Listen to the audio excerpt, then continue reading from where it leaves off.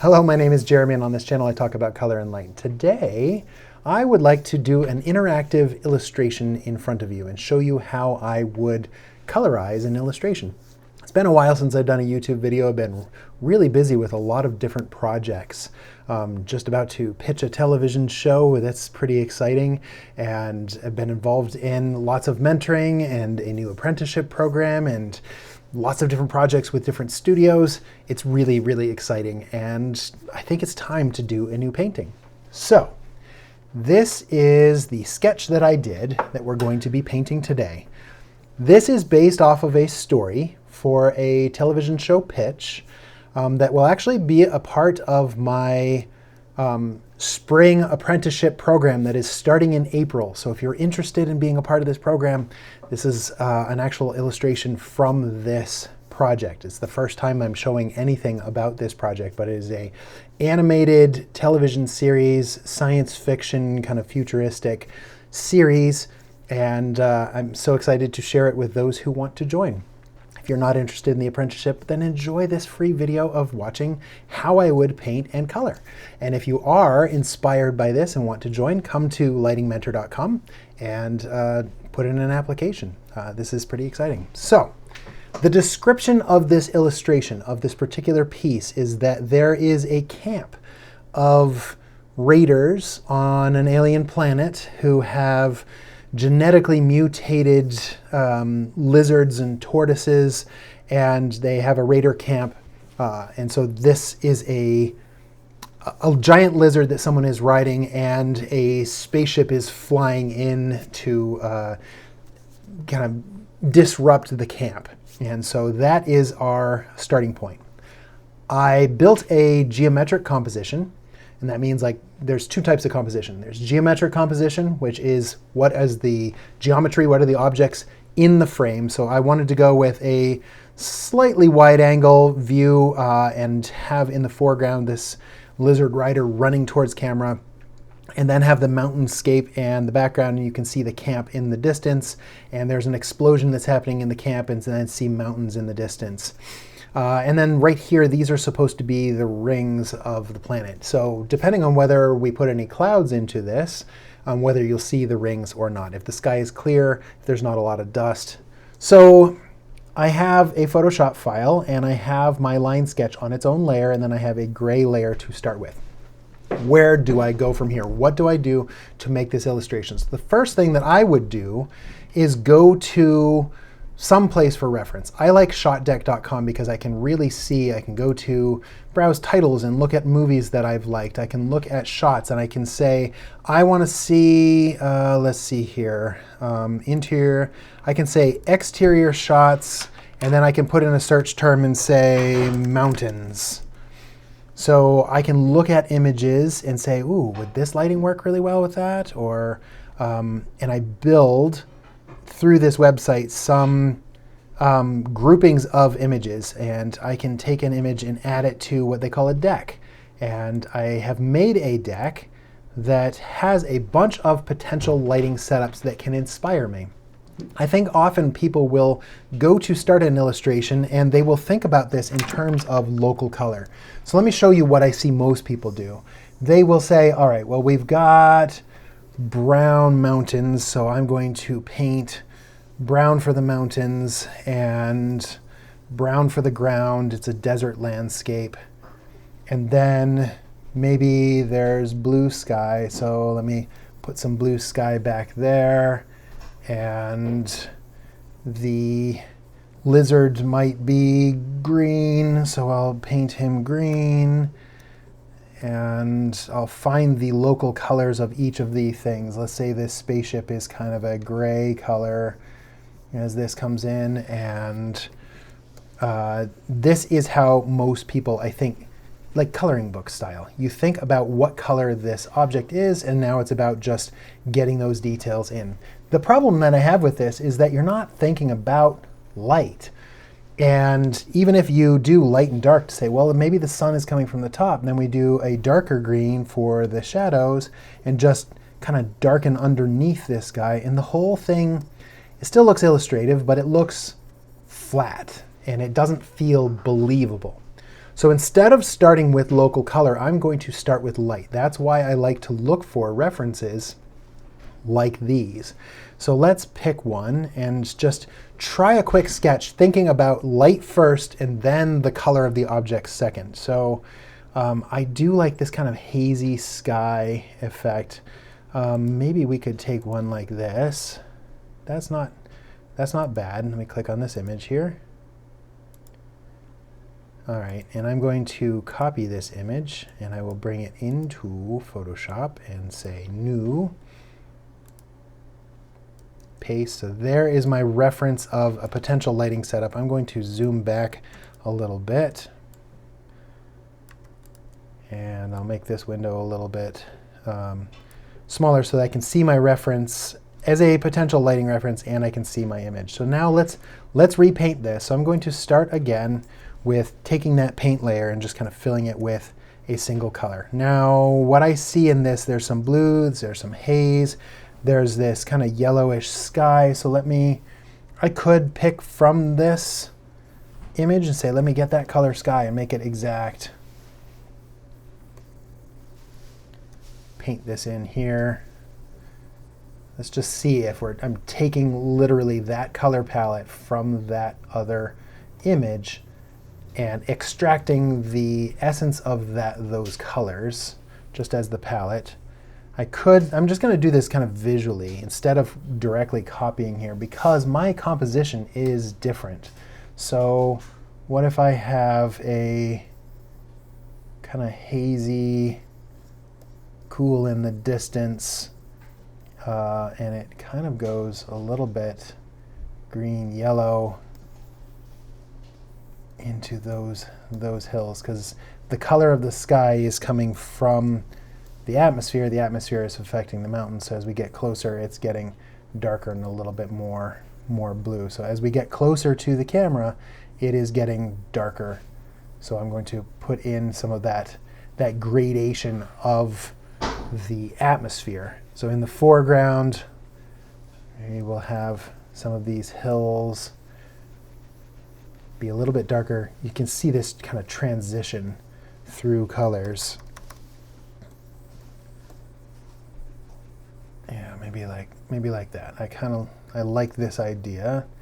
And I'm also thinking about how do I make sure that the image is very clear, that I can understand everything in this. So I think in the foreground of my reference, it's really dark.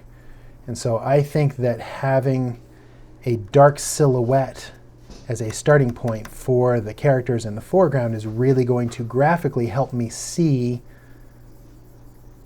what the shape of the character, that's the most important thing. I'm always thinking when I'm starting an illustration, what is the point of this? What am I looking at? What is the most important thing in this illustration?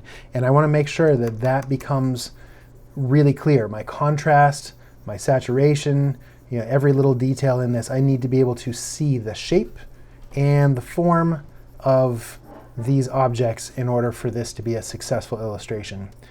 So I think that if I have some of the darkest areas in the foreground that are not being affected by the atmosphere so much, and everything else is kind of like pushed into the background, that's really going to help. And maybe this ship is somewhere in between. It's also a graphic element here, so if I make my brush a little smaller, I can put that ship into the scene. And that is extracting the essence of this photo. And I can do a little bit of cleaning up. And I can see if this is what I like. Because I'm doing this so fast, it gives me an idea of trying this light without worrying about details. I'm just trying to see if this lighting really is the right choice for this illustration. I don't need to spend hours hand painting the background in the sky and then going to the hills and then going to the foreground because maybe I don't like this lighting. I need to try it in a kind of loose form first to see if this is going to be the choice that I want.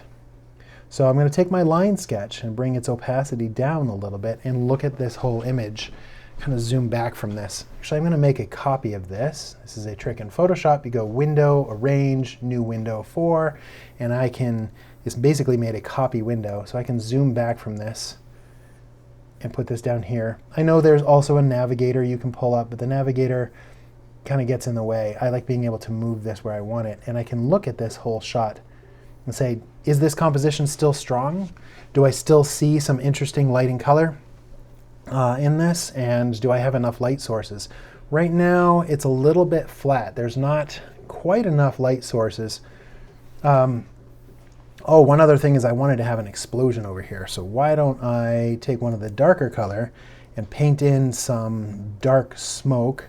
Oops, not on the line layer.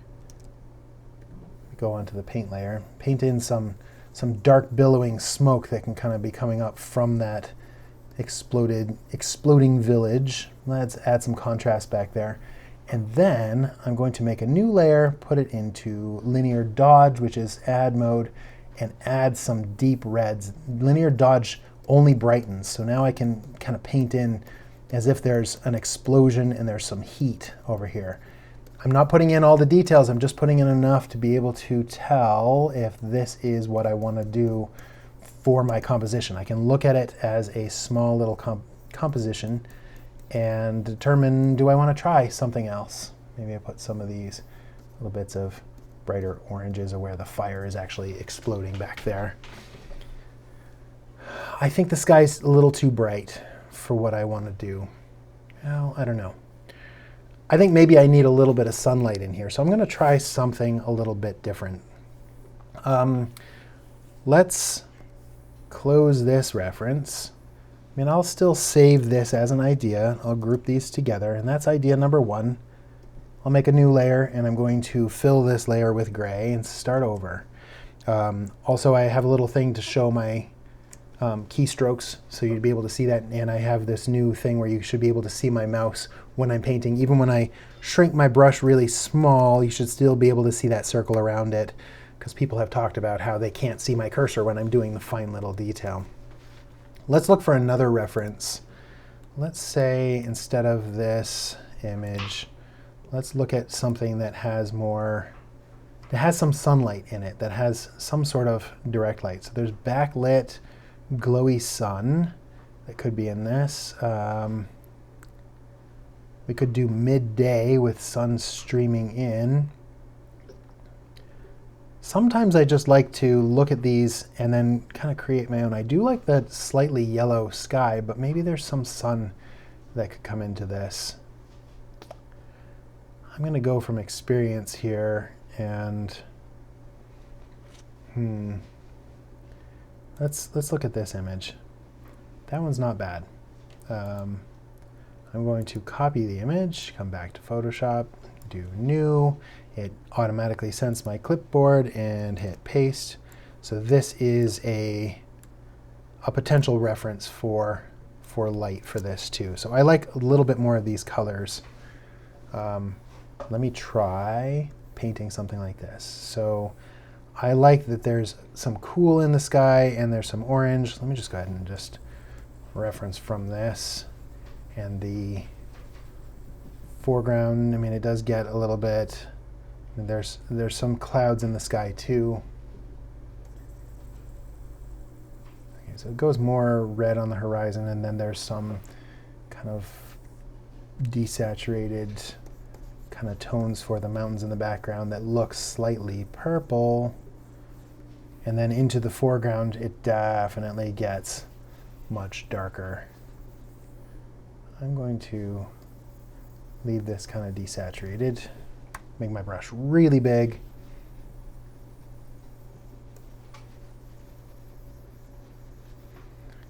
For the sky, I could do orange through the whole sky, but I want to experiment with, do I do light from the background? Like I could do sunlight down on the horizon, or maybe there's sunlight from the right. So what if I make this, shift the color temperature of this where there's sunlight coming from screen left. So the sky has this kind of haze from the left side, and then works its way into these more kind of neutral tones on the right. And what if we did thinking about the soft light first, the ambient light. So if there's some soft darkening of the foreground because it's what has the least amount of atmosphere. I want to use the atmosphere to help separate this character from the background. I'm looking for where the contrast will be. I want to see the shape of the character very clearly, so I want some contrast.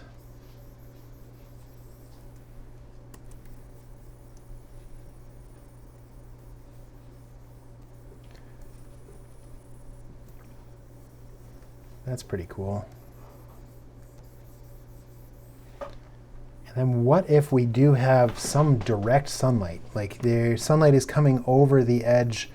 We don't really see it in my reference, but I can see this is kind of backlight, like sun is way back here. I could either do the same, I could put the sunlight where it's kind of coming from screen left, and maybe some of that sun is directly hitting the tops of these peaks. So it's just kind of like peeking a little bit of light over here.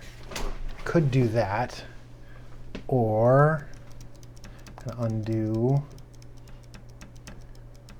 What if I put a little pool of light kind of coming from the front as if the sun is kind of hitting right here, and this way I can have some light onto the character that really give good contrast. Maybe on the front of these arms there's some direct sunlight. Direct sun hits right here as a little pool of sun, maybe onto these spikes here. In the original story, these spikes are like the rib cage, the bones of an old animal, and then there's people tied up to it, which is pretty dark, but this is a slaver camp who is taking people, and then this ship here is trying to bring some new order and justice to this camp and set the captives free.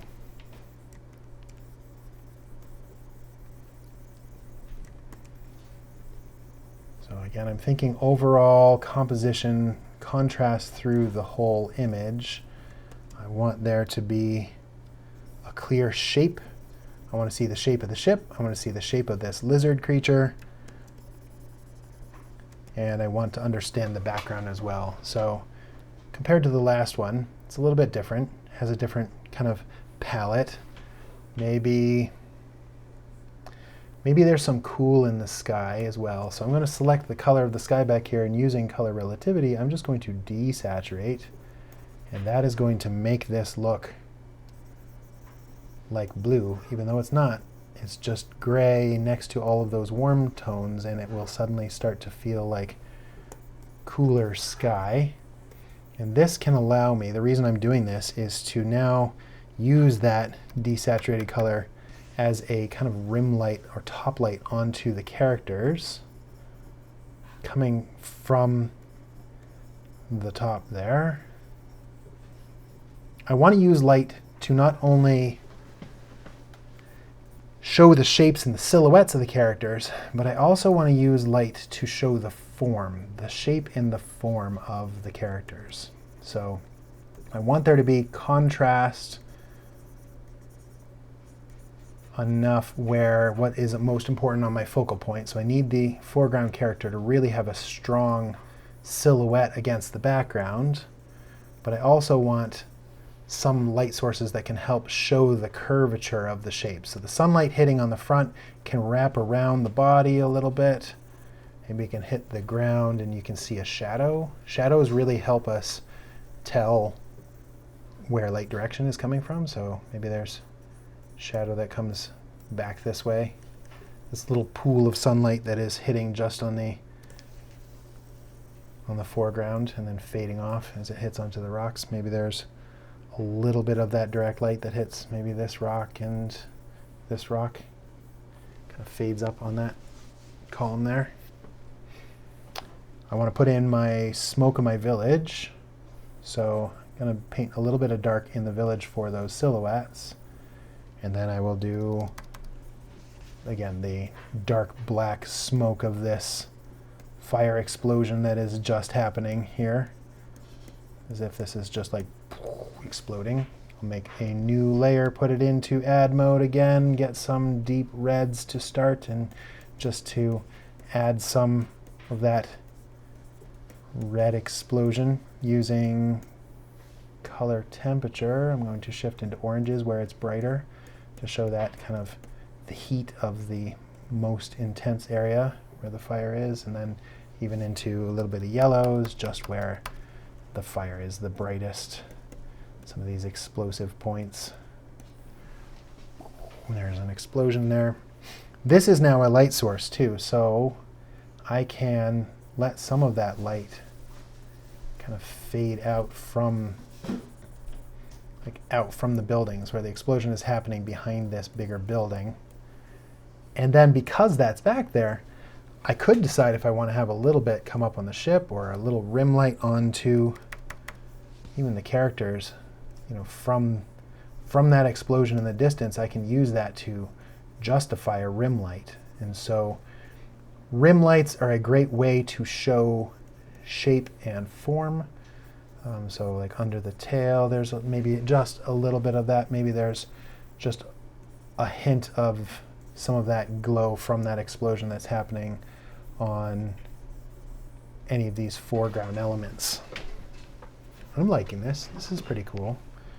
I think I'm going to need darker, so I'm going to take these two layers, merge them together, and now paint in some darker, kind of like there's light that is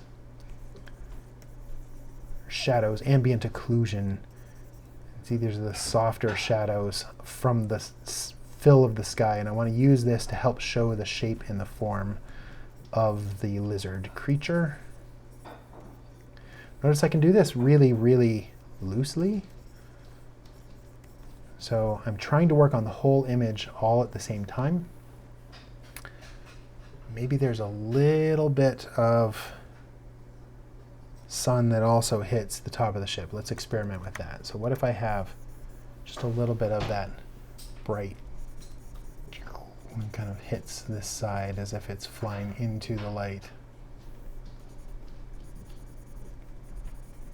Does that work? Or do I want that all in shadow? Maybe I just want to keep that all more dark.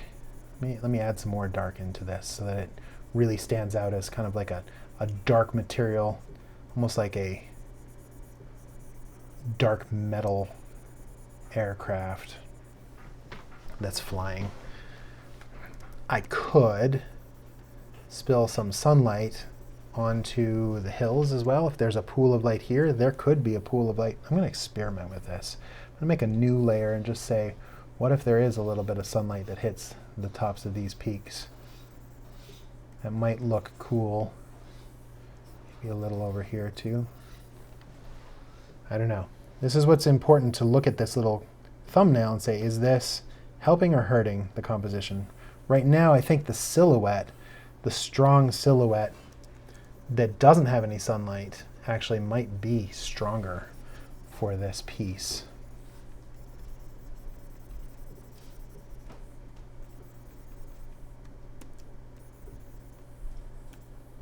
And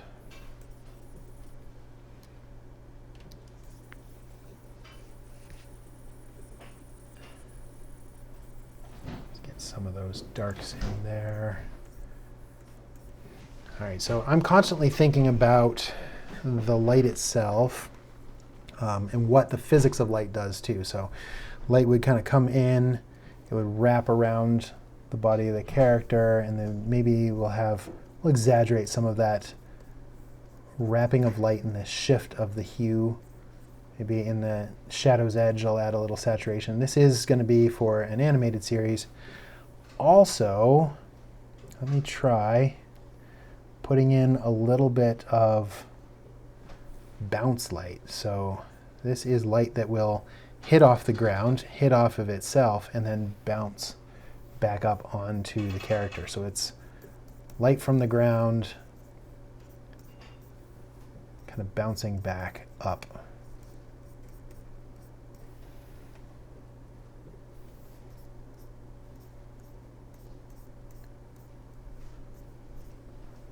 really studying what light does through lots of color studies, lots of studying of photography, helps me understand what bounce light does and how I can use the bounce light to help shape these characters and give form. But I'm doing this very loosely. Let me turn off my sketch layer and see. Can I see the composition very clearly? Can I see the shape of the characters and what I'm looking at? I think in this composition, I definitely see the ship, I see the mountains, but maybe the light around the character is wrapping a little bit too far. Maybe I need a little bit more shadow and darkness to help that character's, like, it's more like it's rim lit. And that'll help the silhouette work better. Like, I think that's a little bit stronger for the composition. Again, don't get lost in details. Try to view the whole composition as an illustration, as a piece of concept design, even in the first few minutes of an illustration, making sure that it's really strong as a sketch. I think people are used to doing loose sketches to help discover, where are the characters, what is the geometry. We should get used to doing loose sketches for lighting as well. Turn my sketch back on. Okay, so this character's tail, I want to make sure that it really reads clearly.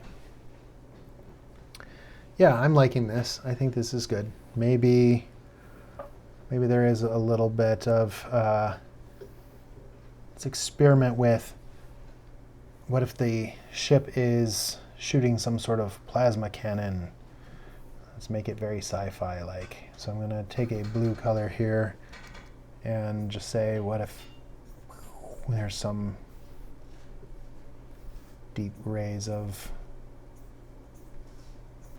something shooting towards camera.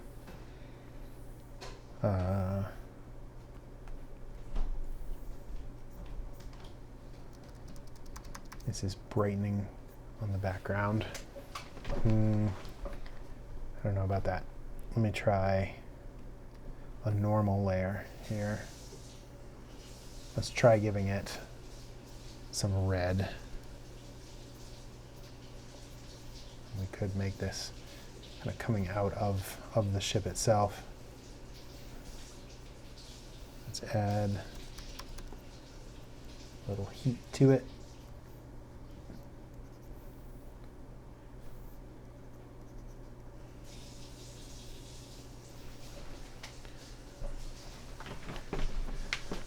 Yeah, this is somewhat working.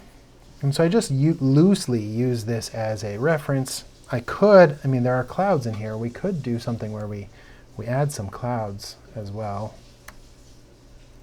Could add some of those grays just to break this up. It depends on whether I want to see, is it a clear sky and I can see the rings of the planet in the background, or is this a cloudy scene? I think having, I think that is not helping with the clouds. I think I would rather see, let me smooth this out. So I'm going to take these layers and merge them. Again, let's look at the two options that we have for lighting setups. They're very different, but they're both very interesting. I could refine either of these and kind of make a final scene. Before I do any more refining, I'd like to do one more before we make a choice. So I want to try painting one that has sun from the back. So it's similar setup to what we just did. So similar to this, but light from kind of behind.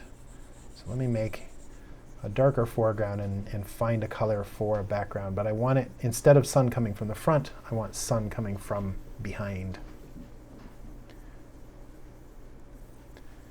This is the power of experimenting very loosely with color keys and light. So let's say we have a of a reddish, pinkish purple sky, and then it works its way towards sunset that's happening back down here. So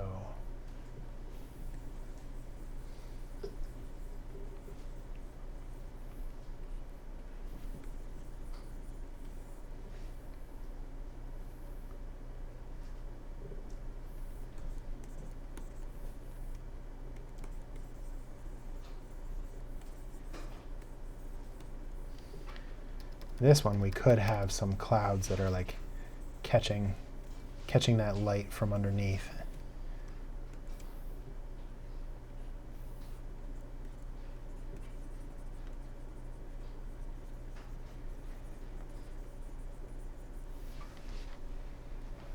And maybe these hills should be kind of reddish glow from the sky.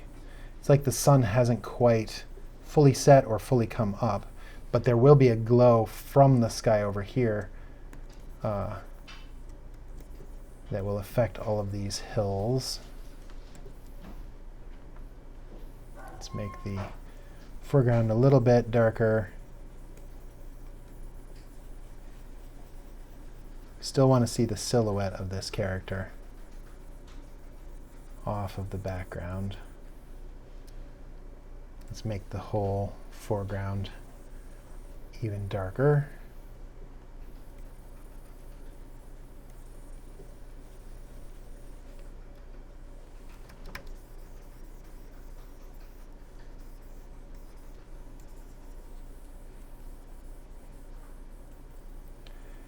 And then there's our little village and the smoke from the village.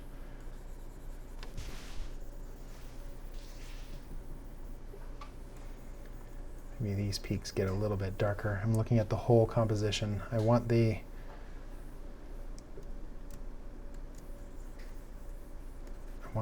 all of these pieces to really be understandable. I want to be able to see the shapes and very clearly understand that those are mountains.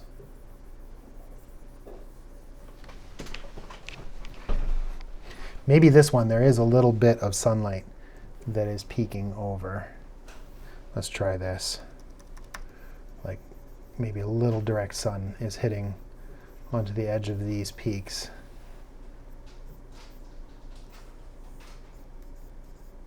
Just to see if that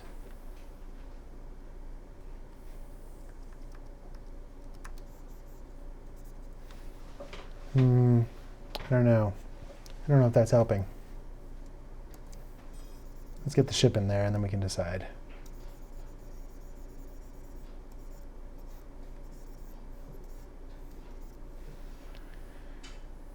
That's kind of cool.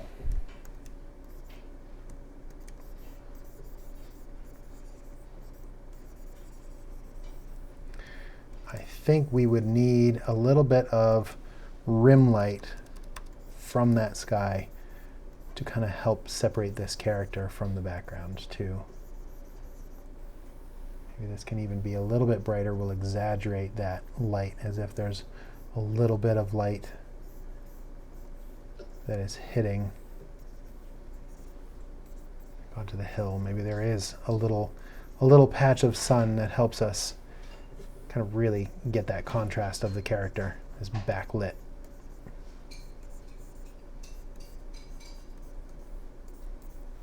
And what's happening on the screen right is not backlit.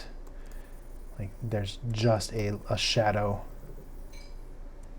And down in these valleys, I'm going to experiment with adding a little like glowy fog that's kind of helping to separate the background a bit.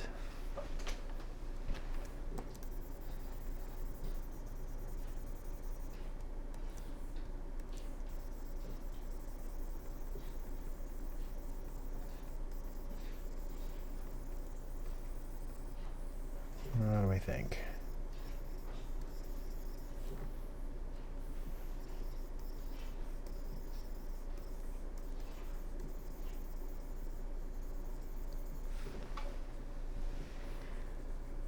Yeah, that works.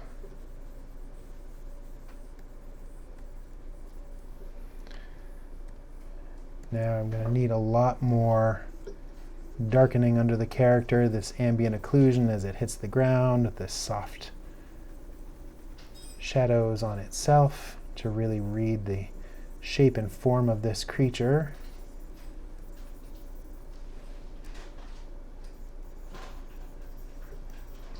I'm trying to start big and not think about micro details yet. I'm doing the big gradients of light, big soft shadows first before I get to any of the details. And again, I want to work holistically. I want to see the entire image and be judging this off of the silhouette, or not the silhouette, but just like this little thumbnail on the down here. If this thumbnail works, then I know that the whole piece has a good amount of, like this will work as an illustration. Let me add in my fire again in the village, just because that is, it's kind of like a three-part composition here. And this is the writer in the foreground, the ship, and the village, like a triangle composition between these three elements. Here's my fiery explosion.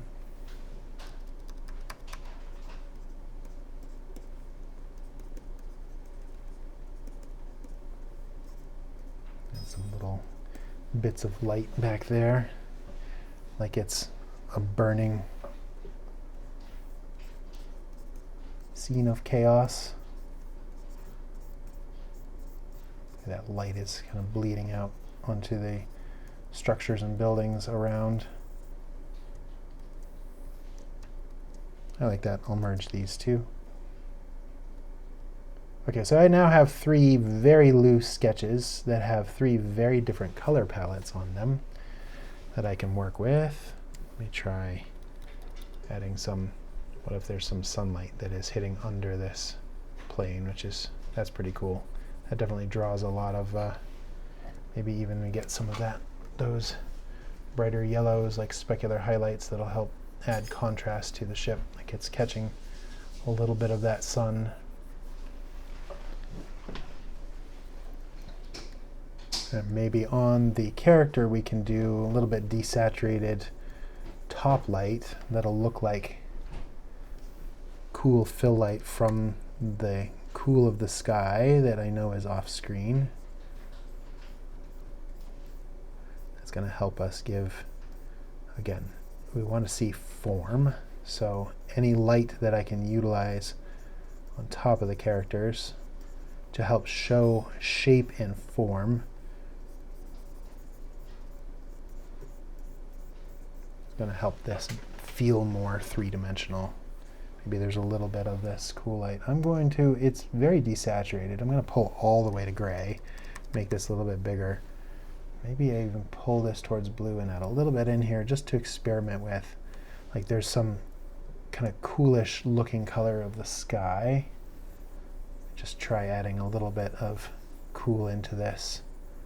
Brushing very lightly just to see if this helps give some color complexity to make it look like there's light from the cool of the sky. That most of the light back here is warm, but over here there'd be some cooler tones from what is happening behind camera.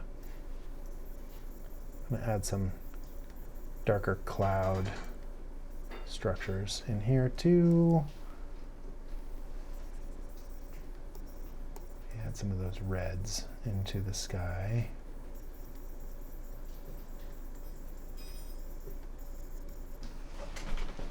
I want to experiment with a glow light from the sky. This may not work, but let's just try it. So I'm going to very softly try adding some glow. It's going to push that atmosphere, like it's the glow of the atmosphere itself. It's going to make this much more colorful, like a sunset.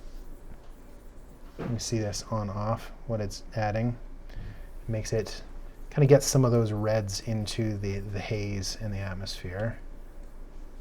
Let's try this brush really big, just see if maybe a little bit of that helps in the sky to add some, to make the sky stand out against the background a little bit more. It's going to pull in a little bit of purples and reds in there. I think that helps the composition overall if I look at my little thumbnail. And now, because of this, I can use this to help justify a little bit more brightness onto the characters. So I'm painting on some extra rim light to really have that contrast of where the light is hitting. Like this little pool of sun. This red sun is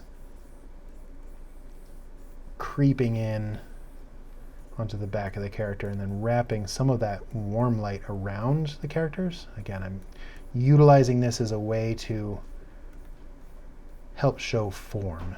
I want rim lights, and I can utilize the big light of the sky to help wrap light around the character and really help me see the shapes of it. Let me commit to that and merge these two layers. So now I have 3 different layers that I could refine.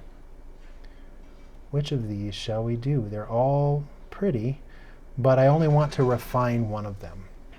I'm going to stop here and go eat lunch and then come back and look at this. Sometimes it's nice to step away, look at what I'm doing, and then try to make a decision as to which of these I will refine into a final illustration and add all those happy little details into it.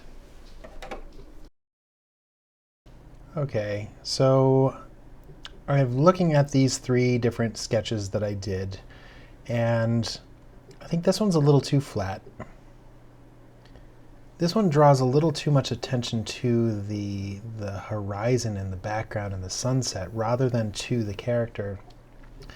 This one I like because it draws attention to the main character. So this is the one that I think I'm going to refine. So I'm going to make a copy of this and start doing some big edits. So let me try recording. I think the first thing that I want to do is add a little bit more color to this creature. So I'm going to, as I've painted, I've made this character just a gray color. So in the shadows, I'm going to add a little bit of red to it. And I think I want it to, the main body of this is kind of a red-ish dragon. So while I have some of these colors, I'm going to add in a little bit of that red into it. And then the saddle itself, I'm going to make a little bit brown. Here's the saddle and the character sitting on top. I also think that I want to add more armor onto this character. So maybe there's like plated armor that kind of comes over the arms and then maybe over the edge of the tail as well, and then some onto the kind of like a face. And I will have some sort of thing that wraps around kind of the eyes and the face here. Maybe like some sort of strap around the muzzle, and then some sort of ropes for leading this character. I am going to separate the character from the background. So I'm going to switch over to my lasso tool, and I'm going to draw around the edges of the sketch. Right now I've been painting all in one layer. I'm going to do something different, I think, instead of a rifle for this character.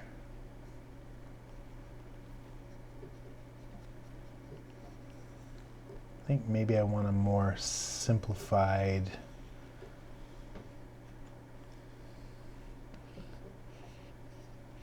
weapon choice, like some sort of bow. And it's like the contrast of this advanced spaceship versus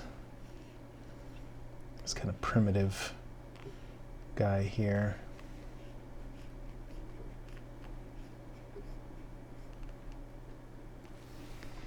I'm going to copy, paste. So now I have my lizard on its own layer. I'm going to come in and separate out a few other background elements as well. Like I'll take the rocks and these spikes here.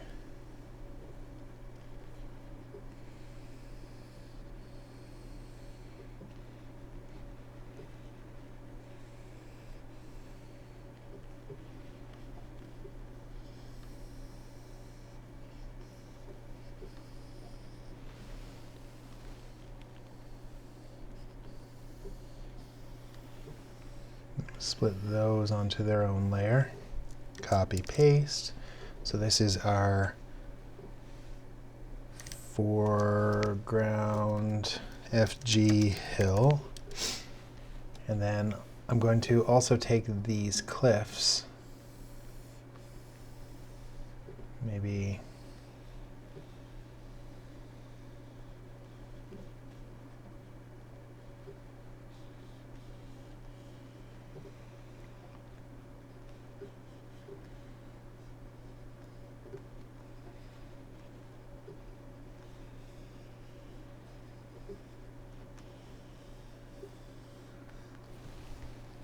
to copy and paste that. I'm going to take this village layer. This has all the smoke and the explosion here. Put that on its own layer. Copy paste that. Then there's this hill on this side.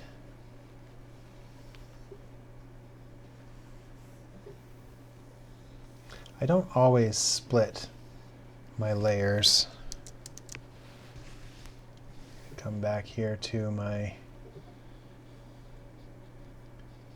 background hill shapes. Copy, paste, and then I've got my sky layer itself. So this one will be, duplicate that and call this sky. This one, far mountains, and I spelled that wrong. This one is hill right. This is camp. This is hill left. Foreground hill. So if I come back and I turn off all these layers and then I paint in, what I want is to be able to kind of control some of these elements. I'm going to just get some sky in here. I think I want the sky to actually be a gradient. So why don't I do a gradient from this yellow to this blue, maybe even this blue-ish color, maybe this darker tone here, and I'm going to just do a gradient. And this will be, oops, maybe like that. Maybe I'll make my second color a little bit darker.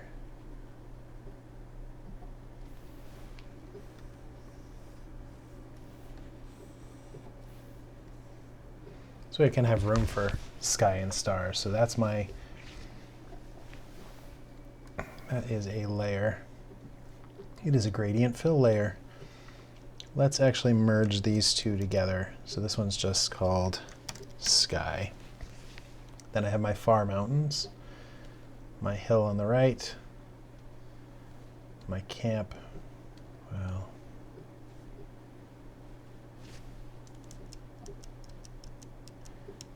I made that gradient a little too strong, didn't I? I'm just going to paint this sky. You know what?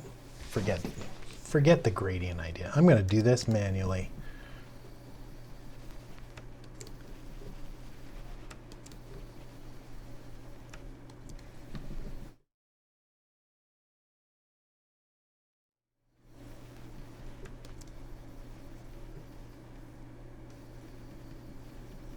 Will this even work? I don't know.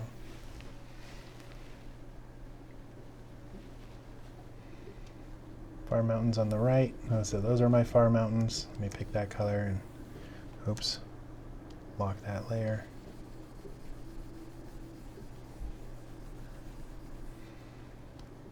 Hill right, lock that layer.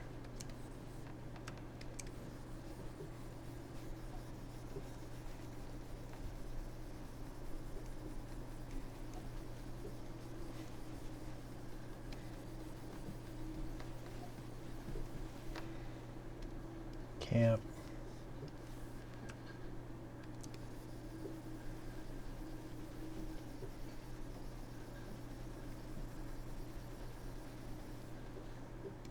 Hill left.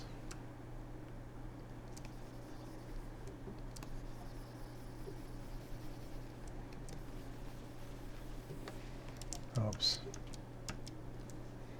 Hill left, lock that layer.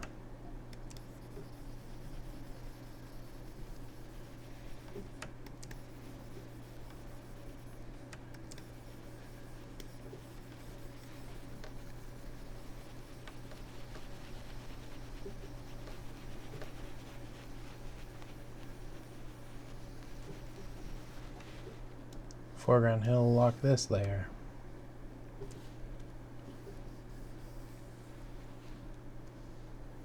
And my lizard, lock that layer, lock this layer. Save.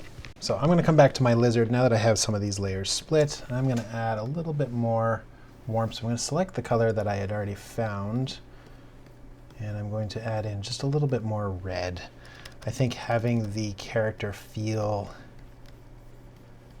more red will really help this. It's going to have some of that contrast that'll kind of make it pop off the background.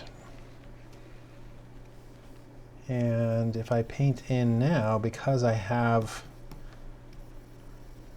my layer locked and I've done a selection on this, now all of my edges will stay nice and sharp as I'm painting.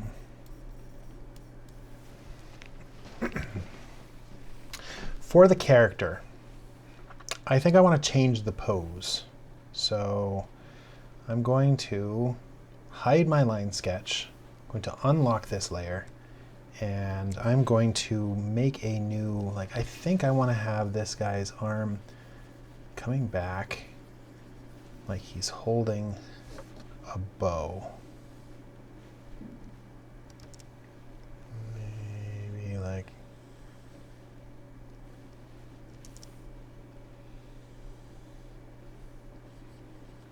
so this arm is holding a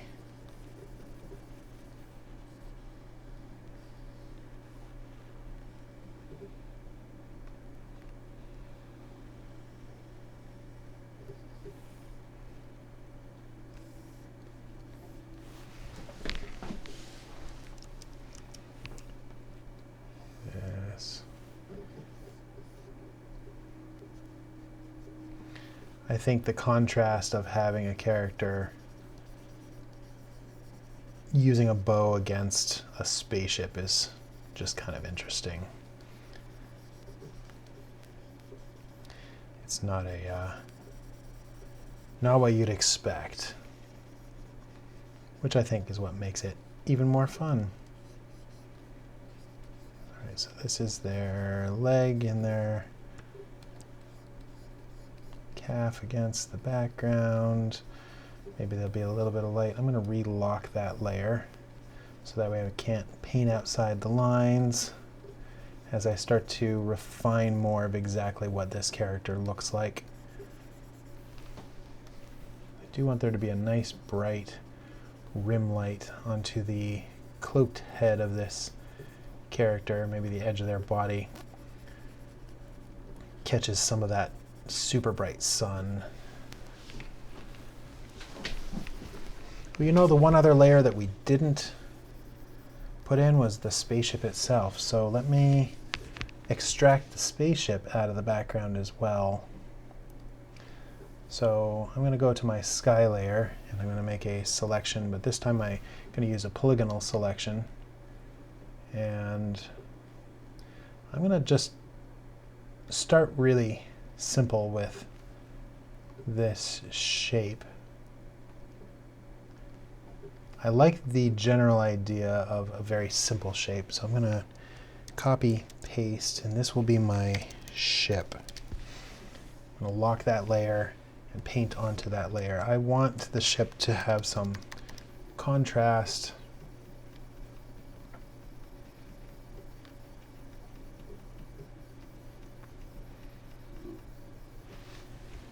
Let me go back to my sky layer and paint away the ship.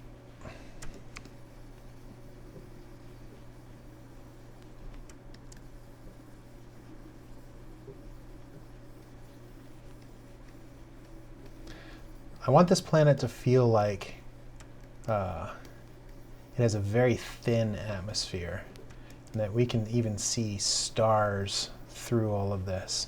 In the line sketch, I have where the planet lines will be, or the rings of the planet. So let's work on the background layer and work our way kind of to the front.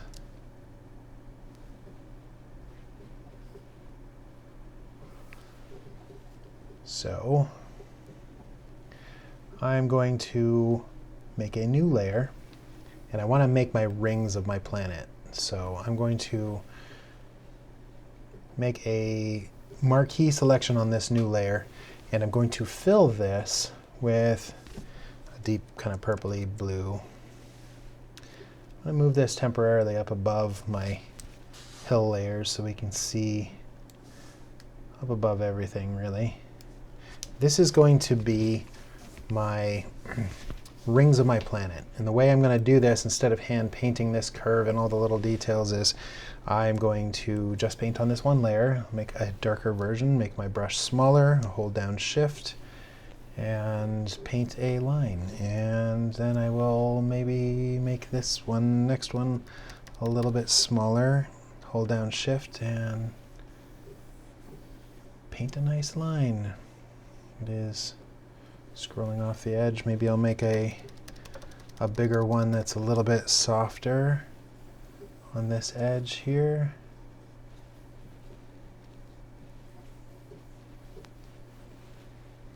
And then I'll make another smaller brush.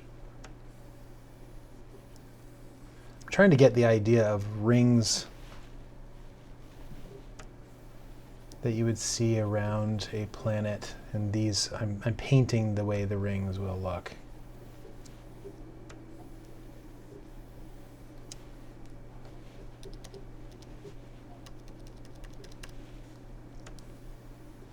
And there's fine lines and there's thick ones.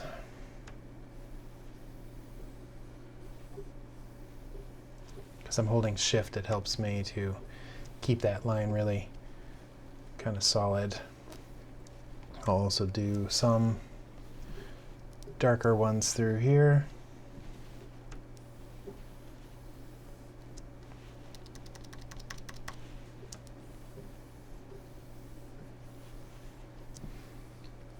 Okay, so if I take this layer, I'm going to call this the ring, and I put it into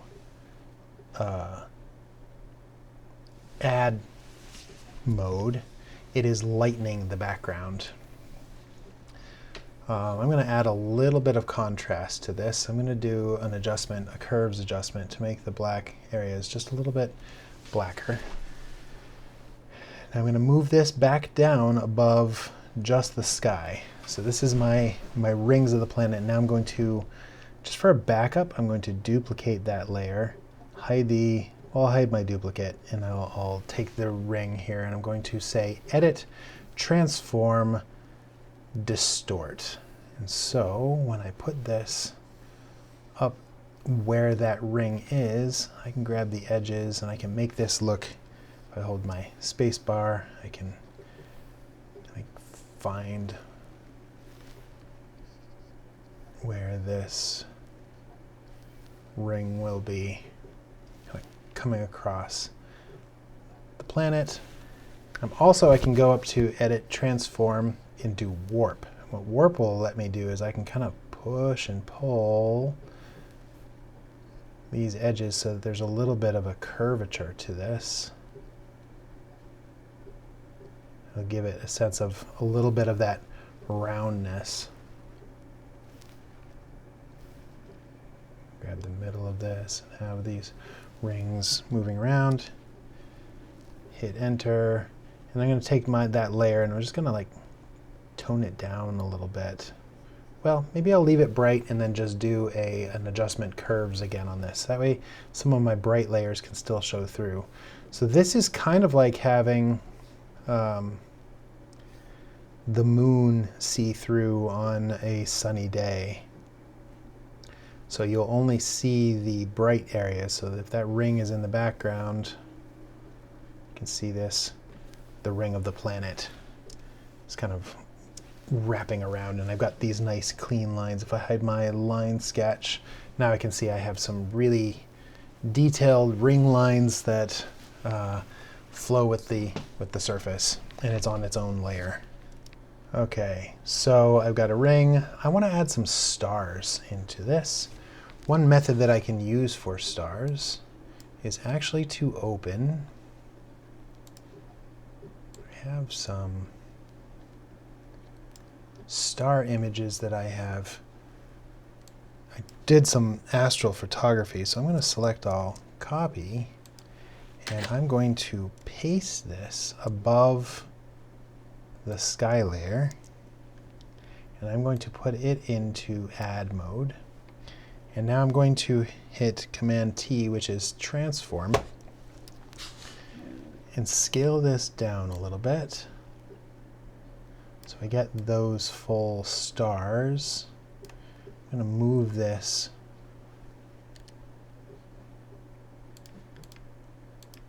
now. Those stars add a little bit of blue. If I look at this, they're kind of lightning everywhere.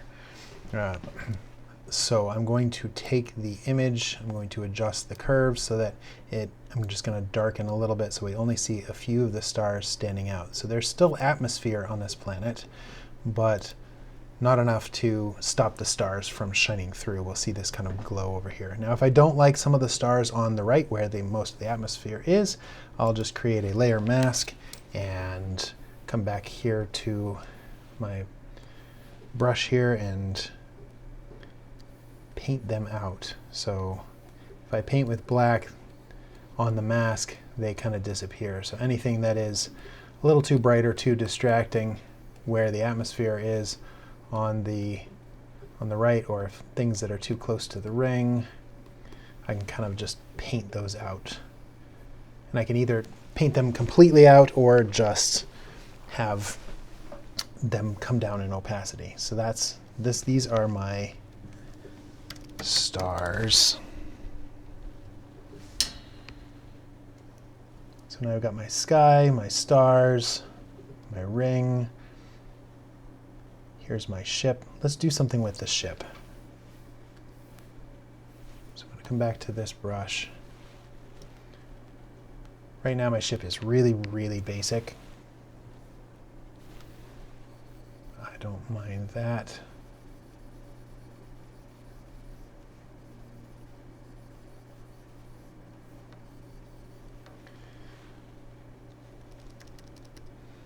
Try to design something into the shape of this so that it's flying at the character. I think I would like to have some direct sunlight hitting this, similar to what's happening on these characters. So maybe I'll paint in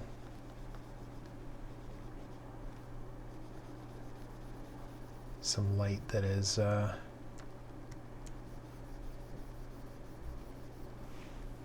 hitting the front of the ship.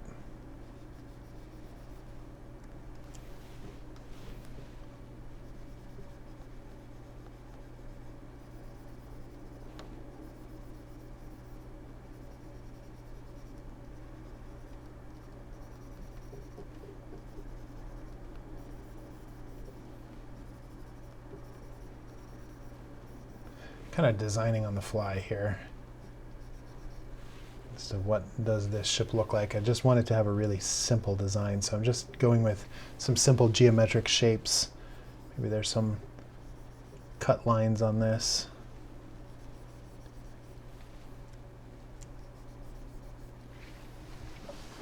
That's kind of cool, flying at character. I'll refine that more later, but I like that. Let's go to the far mountains here. I'm going to turn off the alpha lock on these and just shape these a little bit more. I don't really need much detail. There's so much atmosphere back there. Those I can kind of leave. Now the hill on the right over here. I want to see, in my original sketch I had some lines that are coming down like this. I like those lines. So let me paint in just a slightly darker version of some of those lines into my background.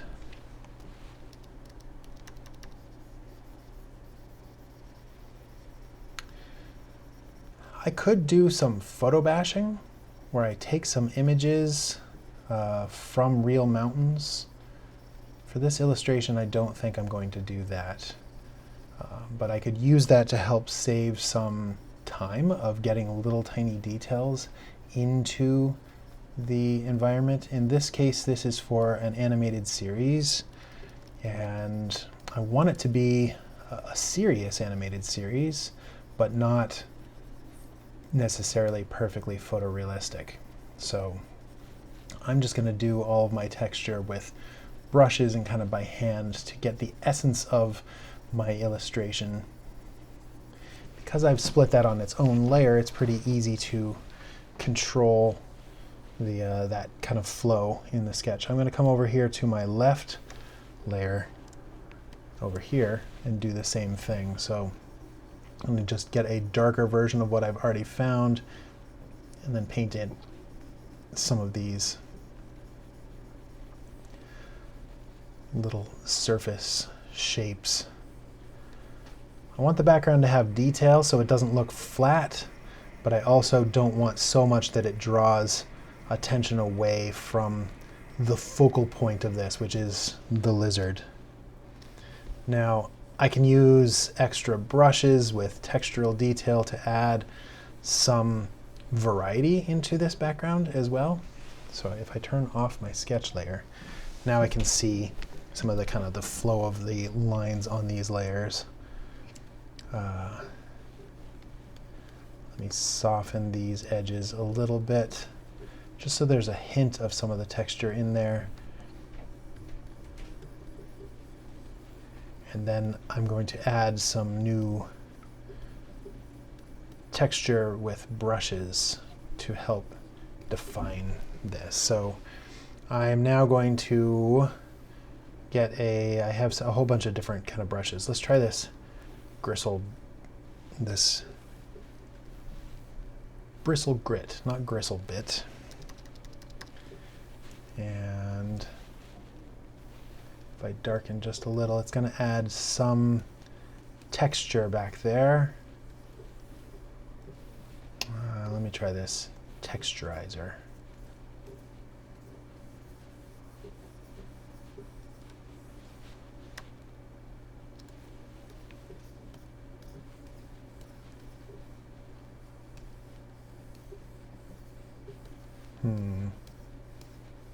It's doing something. Not necessarily super happy with it though. I'm going to come back to my hill on the right and add some of that in here. Hill on my left. I have a whole bunch of brushes. I'm going to go to this clouds layer. This just has like this soft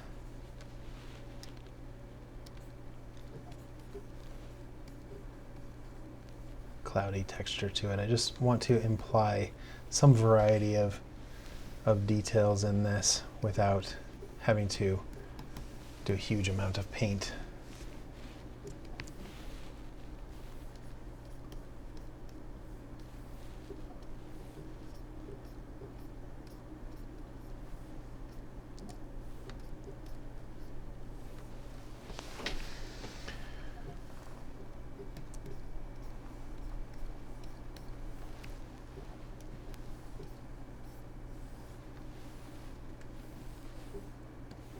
Random odd. What does this one do?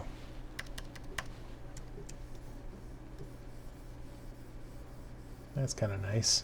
That gives some, again, I'm letting this is like if you had a traditional brush that's going to add some texture.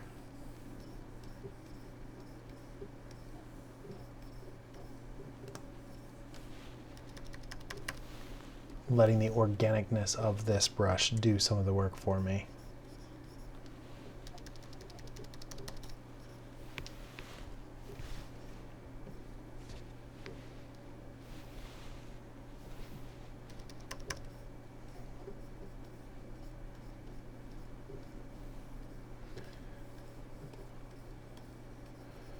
Maybe there's some other shapes that are back here. The smallest of movements on the color wheel when I have areas of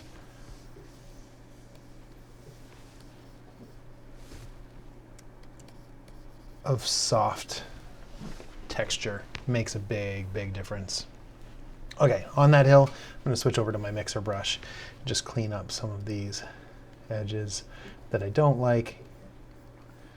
I'm kind of sculpting into these cliffs.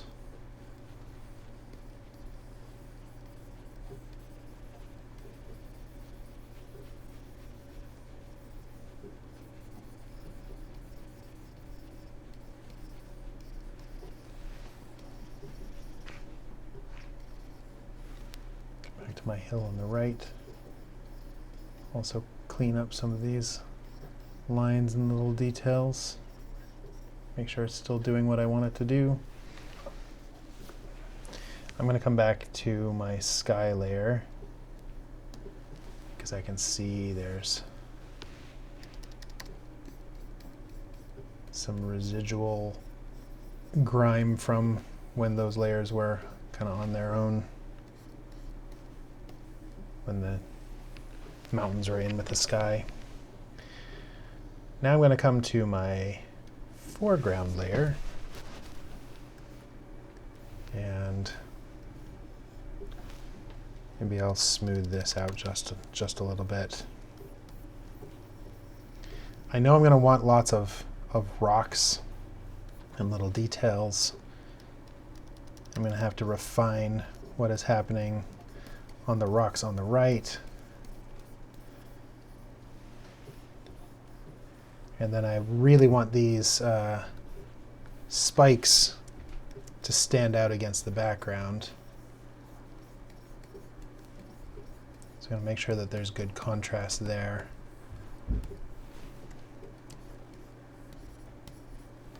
All right, so I'm on the foreground hill here, and I want to add in some more detail into the foreground. I definitely want some darkness on the right of screen to help frame in the whole image, like to vignette everything that is happening. So I'm going to add some darks in here. I also want to have some like rocks and boulders that are along this path. In the original sketch, I had some lines that helped with the kind of flow. Let me show you those. These kind of lines along here. I want to see some of these lines, so I'm going to just sketch them in. It gives a sense of motion and kind of helps draw my eye. If I turn that layer back off, I do like that feeling of kind of the curvature, and the landscape is kind of flowing with the curvature of this hill.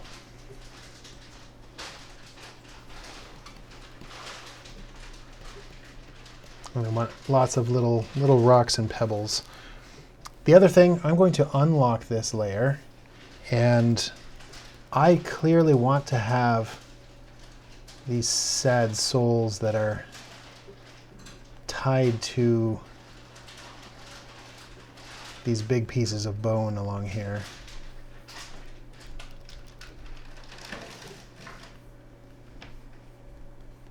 So there's a story to be had in this world. I also want to have a few rocks off to this side that are darker as well. So I'm going to lock that layer again. And now I can have these sharp edges to work with and areas of really, really dark.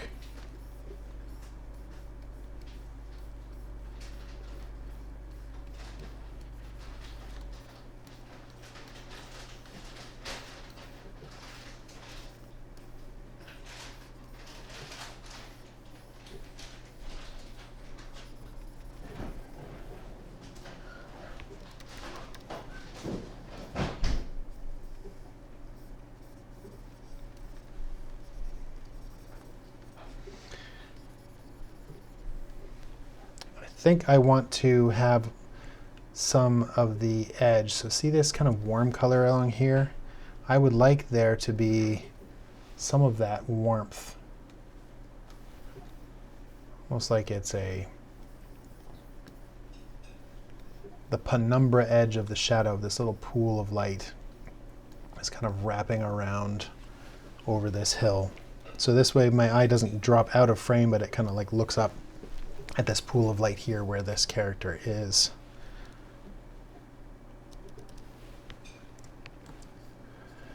Now I'll paint back on some light onto these rocks. Light from the right.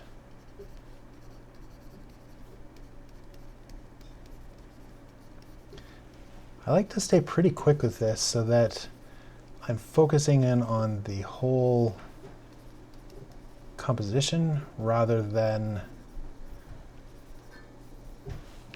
getting lost in the details right away. So that's why I'm kind of hopping around the illustration a little bit until I know that this is definitely where I want to go with the contrast and the value before I start refining too many little details. Like the idea of a little bit of reflected light coming back maybe onto the fronts of these characters. I do want it to be pretty high contrast where they are, but maybe some light from this lizard guy is coming back, bouncing back onto them.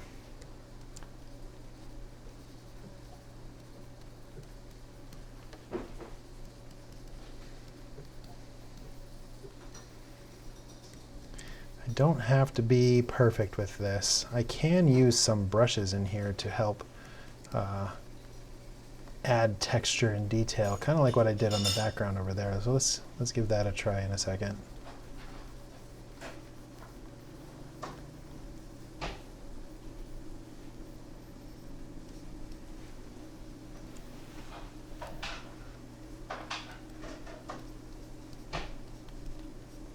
Right now I'm doing this all with just this one brush. I think it's working pretty well.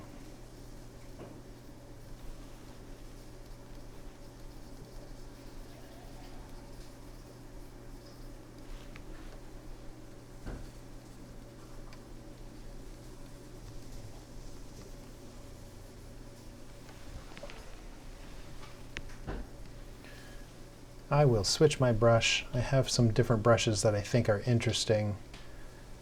Let's see, there's one, this one's called Sprinkles. I kind of like this. So it's going to add just some like little noise in here that's going to make it feel like there's a lot more little tiny rocks. Maybe I'll make one that is slightly darker as well. So it's just adding some texture without me having to spend a long time painting every little detail. The whole point of this illustration, it's a piece of concept art, so it is very fast to convey what is happening while not taking too much time. If this is created in an afternoon, I want to be able to use any of my tools of creation to speed up this process. Okay, I'm liking that. Now let's go to the camp level and start refining some of the details. I'm going to turn my sketch back on because I did have a cliff and I want to see some of those details. I'll come back up to my favorite chalky brush and I'm going to have some light of the top surface of this kind of cliff along here, what is facing towards the sky. I do have buildings along here, so I need to paint in some dark of these structures. I'm going to have to put more detail into the background. I want to have like another little people along here, and I want some of the light to kind of bleed out from that explosion and kind of hit the edges like it's a big blast of light. It's kind of wrapping around these buildings. And then down here, I want this to be a little bit darker, so this feels kind of like a drop off. And then there is a little path, so I'm going to make ever so slightly lighter and paint in this path. And this is like the way to the foreground, that this lizard guy that is in the foreground just came along this little path here. Add a little bit more darkness under these buildings and give it like a soft shadow between them. Soft shadow out here. Maybe more darkness along the edge of this cliff.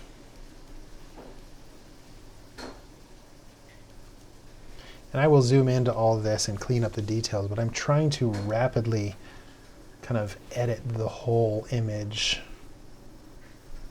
really, really quickly.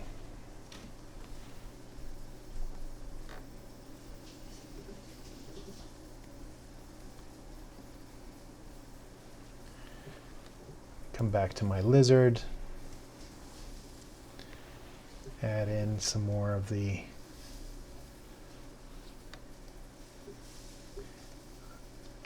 littler details. I'm going to zoom in now since I'm focusing in on the lizard.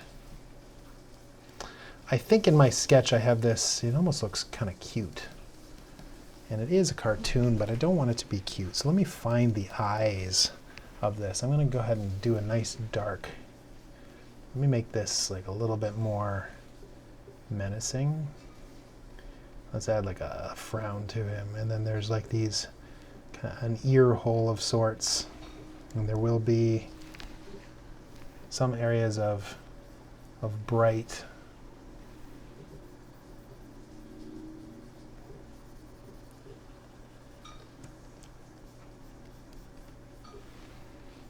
so I have some light along here around the edge of his mouth. I do want there to be a good amount of light onto the ground, so that can justify some bounce light that can come up under the character. So let's add some warm bounce.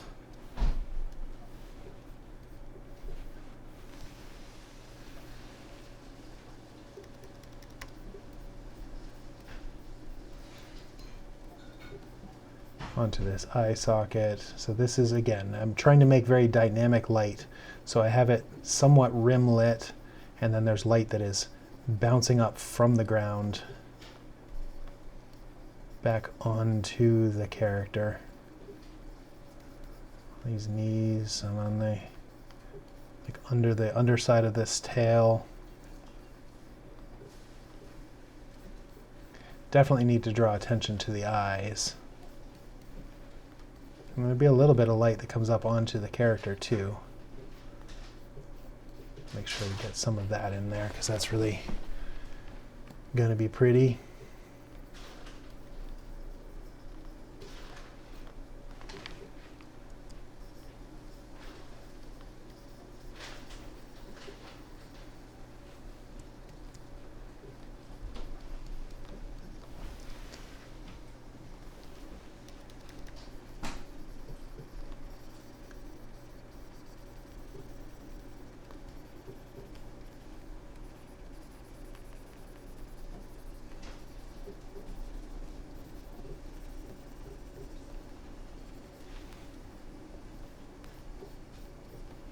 Maybe there's just a little bit that comes onto the tail as well over here, just to help kind of draw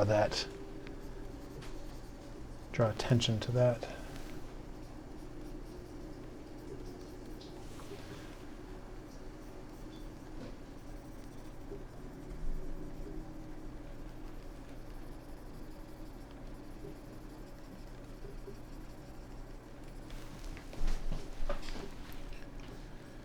Now, there's bounce light that'll happen in the lips, kind of onto, from the area of where the light is hitting,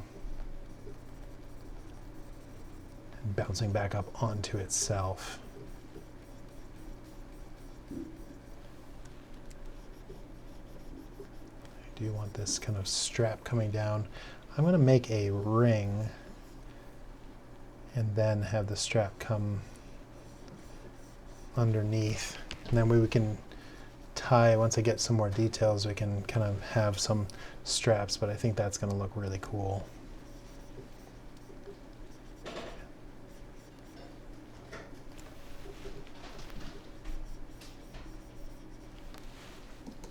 Okay, back to the lizard. Let's paint it a little bit more. I want to see some of that bounce light wrapping around onto his leg. Let's do these kind of armored panels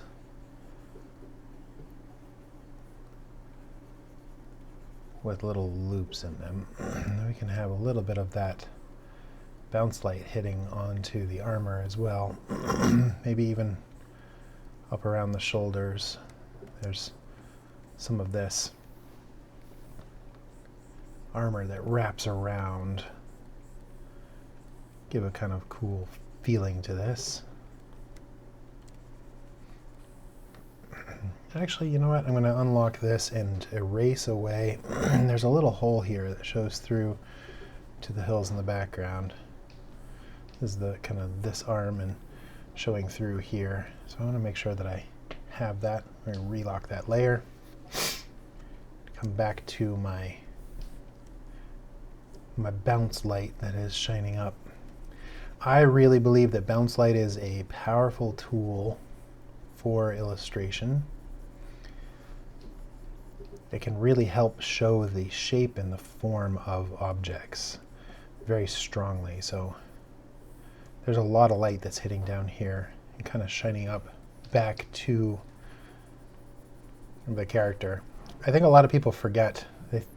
They focus in on direct light, like light from light sources, and they forget that bounce light is a huge light source.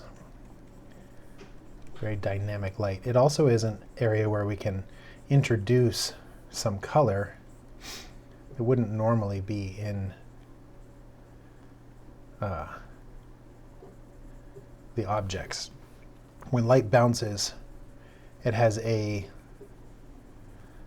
different color temperature than light that is direct. Like on this, there might be more saturation because of color temperature into the shadowed portions of this creature. Now this explosion also can kind of justify some, like if we do a little bit of specular light coming from over here, we can kind of justify a little bit of this extra rim light. I'm going to show where the character's leg is kind of touching to the body.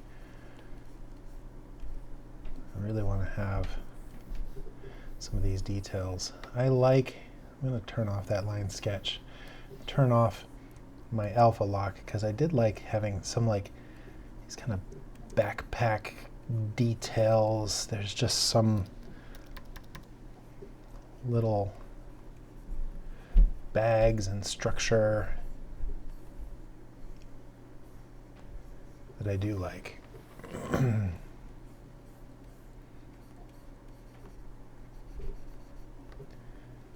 Maybe these panels I can clean up just a little bit.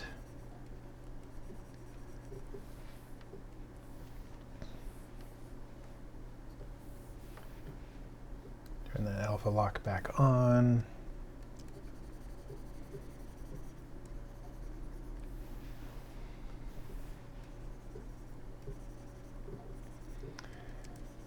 For the eyes, I'm going to want to see reflections of the sky.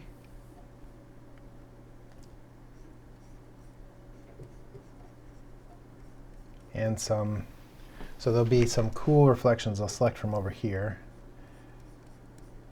Like this is the secondary reflections, and then let's go ahead and give like a brighter highlight onto the eyes, as if there's just some of this brighter light sources reflecting.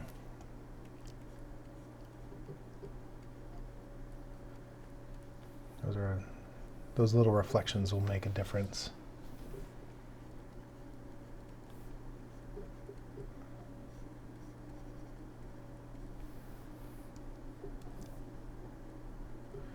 It's like it's reflecting the environment, maybe even a little bit of the warmth of the ground will be reflected into the character's eye as it's running along. Let's give a little bit more darkness to the harness. Those points of contact, that ambient occlusion, as this light kind of comes around the body and the edge of the saddle here, as the rider is, where the rider is contacting. Here's the foot. Let's make like some sort of boot. There's some sort of hanging strap across the character.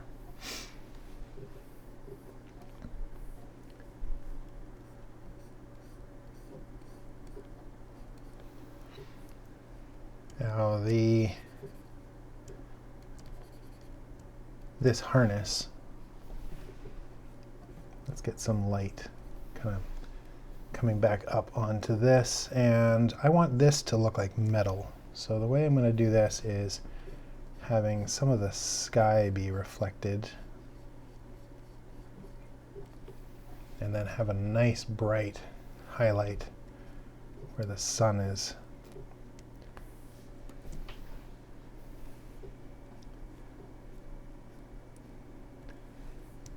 That mix of seeing some of the cool of the sky will make this feel like a metal ring.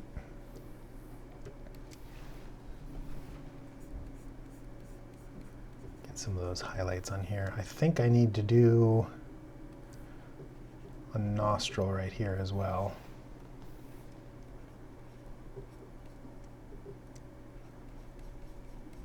Let's give it some creature anatomy. In between the fingers, there'll be a little bit of what I would call a light vortex, where some of the direct light will be bouncing off of one finger and back onto the next. So you get this kind of bouncing of light around in the fingers. I think there's an assumption that all light, when you're in the shadowed area, will be the same color, will be a certain level of darkness, but it's really not true. It depends on the amount of bounce light.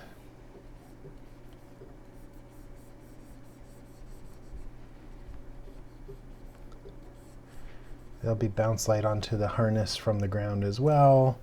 So let me kind of get some of that orangey color. Some of this will be coming from the ground, and some of it will be coming from the lizard creature itself. Same with on the head here. I want to see some of that. I don't know if this is quite metal or leather. I guess I should determine that, but I want to see some of the highlights. It's definitely a more glossy surface.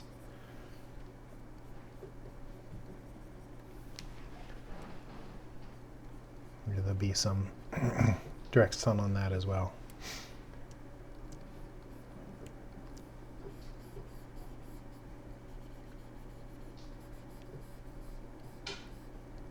Do another like arch over this back leg.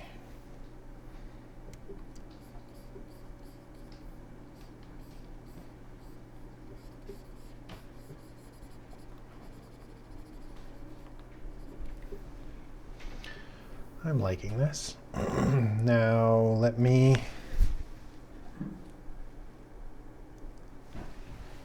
smooth out some of those details. So I'm going to zoom in to 100%. I'm going to hit save.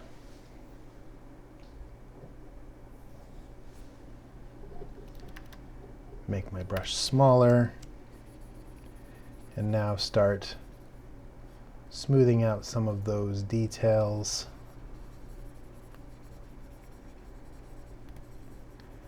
That I found already.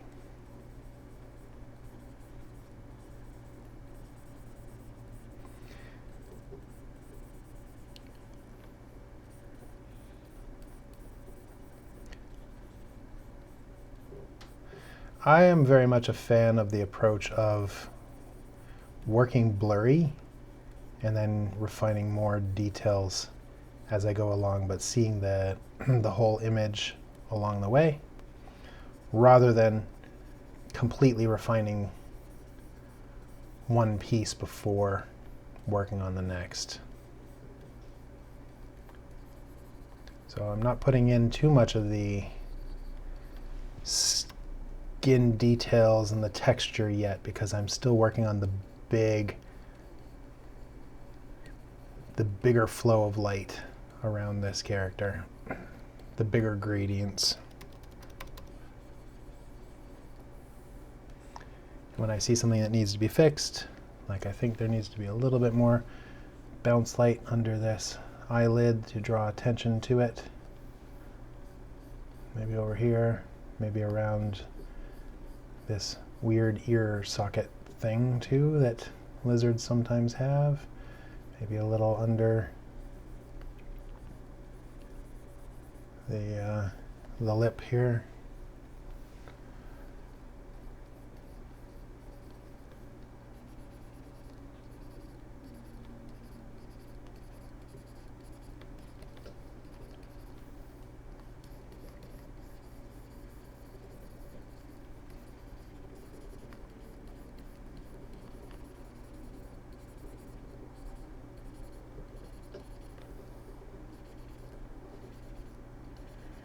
Some of these little spikes come over the harness, almost like hairs, even though they're not hairs.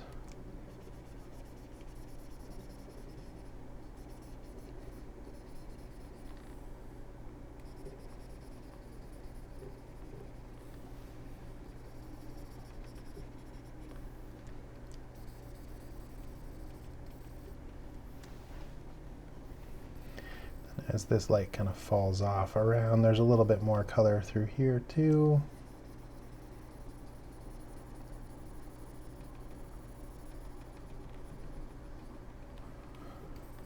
I very much, if you haven't noticed, do this approach of just like scribbling in the light and then going back and smoothing it out and refining those details. So I'm back to my mixer brush to blend in some of those little scribbly lines that I've just defined to get the good shape and the form. And then I'm going to add the skin texture over top of this once I get these bigger gradients well defined.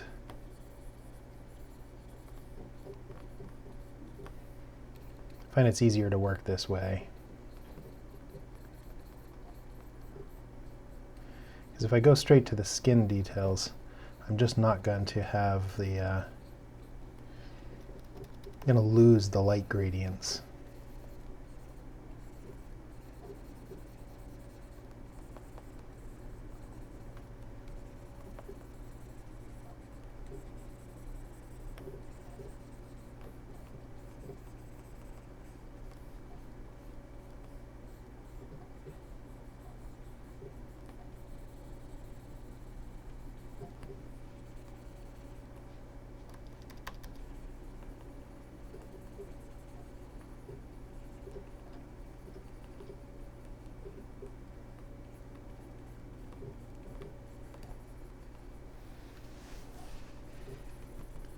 Get this back leg kind of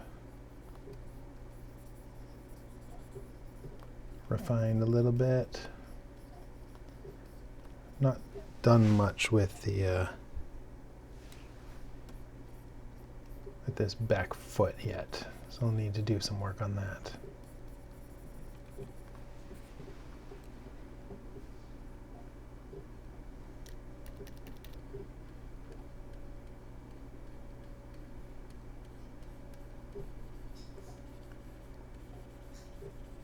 Okay.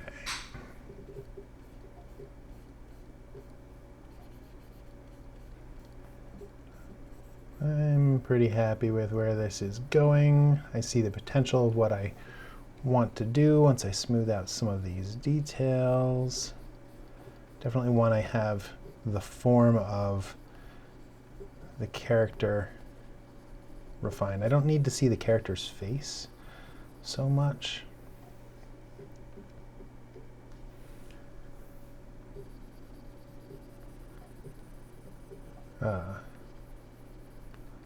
Can be hidden under this hood, but I do need to see the clear silhouette of this.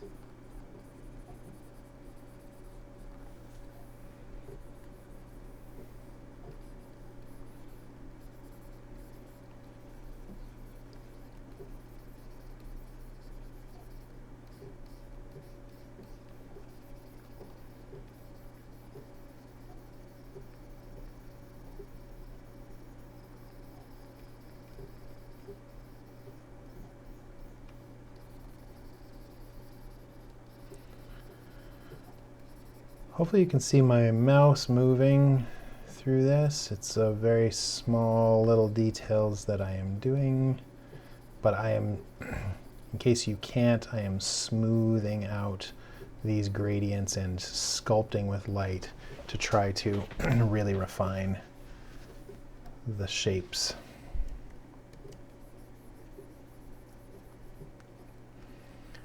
All right, so now I'm going to add some more of those little spike things back in.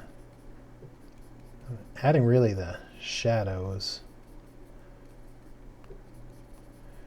And then I'll add highlights on top of it.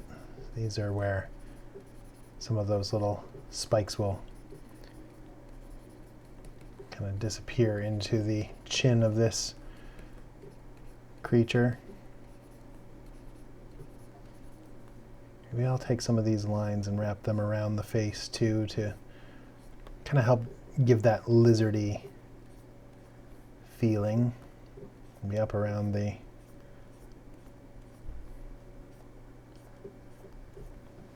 eyebrows.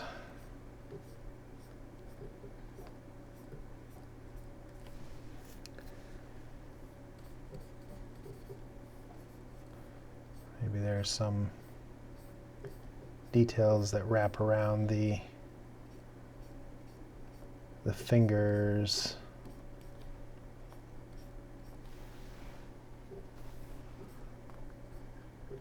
And there's like a texture to the arm as well.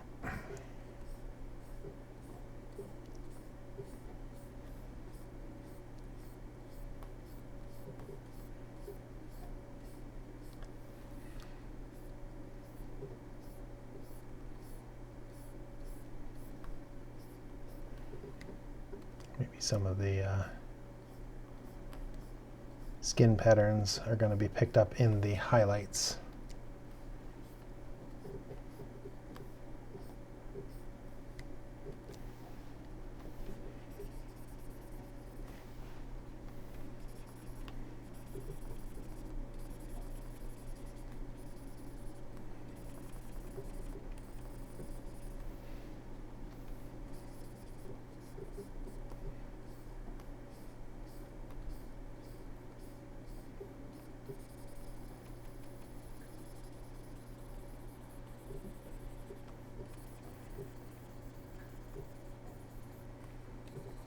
I do want these fingertips to kind of get dark like claws.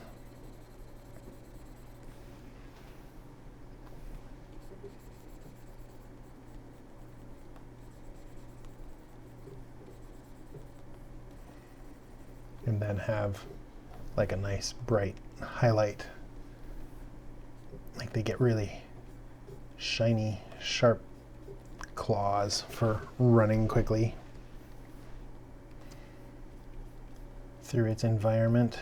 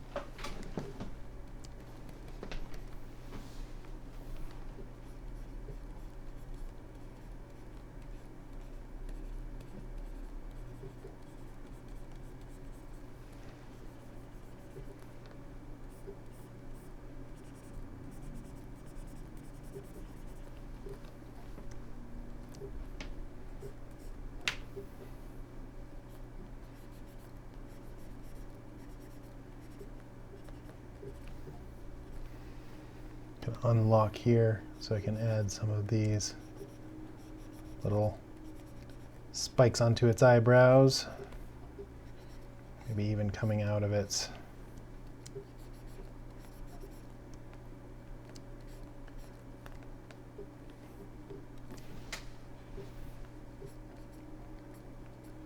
under its mouth here.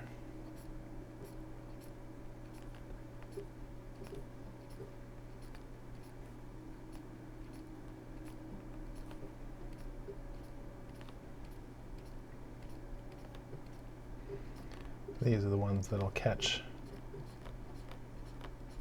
some highlights. Maybe then putting in little hashes that will imply specular highlights on the skin.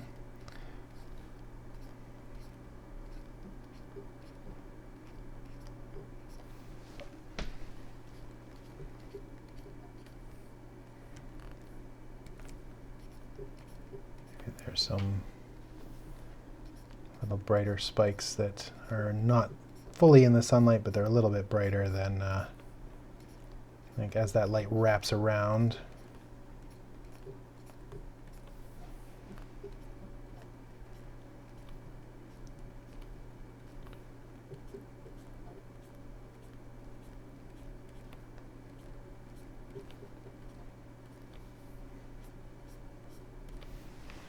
Really want to have good contrast there on the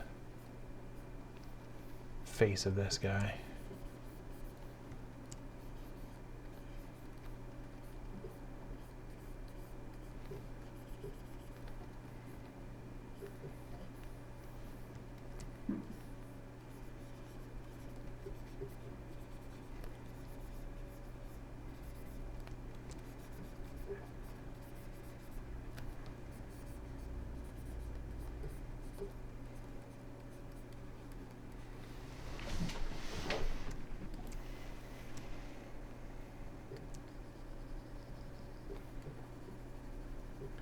So, got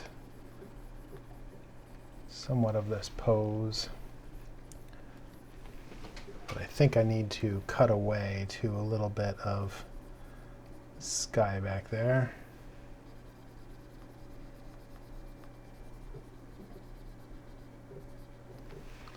It's going to help make that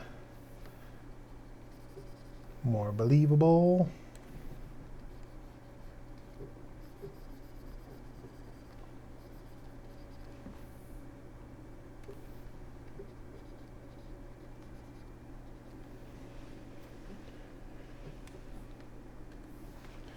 Relock that layer, do a little bit more blending.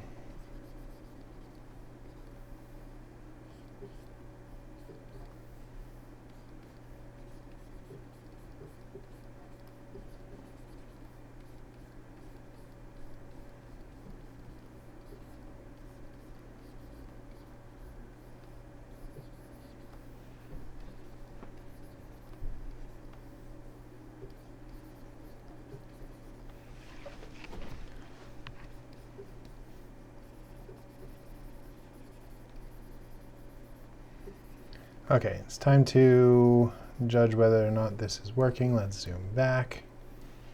Let's look at this kind of as a whole. I like where the lizard is going. I think the character needs a little bit more work. But let's see what we can do next. Okay, my camp needs more work. So let's come back to the camp layer and let's refine a bit more of these details because it's looking a little bit loose right now. I'm actually going to erase away some of the smoke because it is, let me unlock that and erase away this. I'm going to make some new smoke over top. I need it to be transparent over the background, so I'm going to erase away some of that. And I'm going to switch to my clouds brush. Select some of this color, and this will be my new smoke. I'll make this a little bit bigger. Coming up from my explosion. I'm going to have some reds in there. Not too red. But I do want some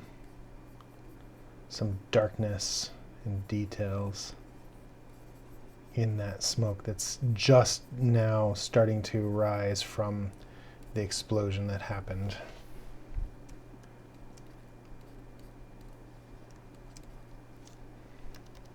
Kind of layering in some of these the lights and the darks here because the way light would work with a explosion, you'd have this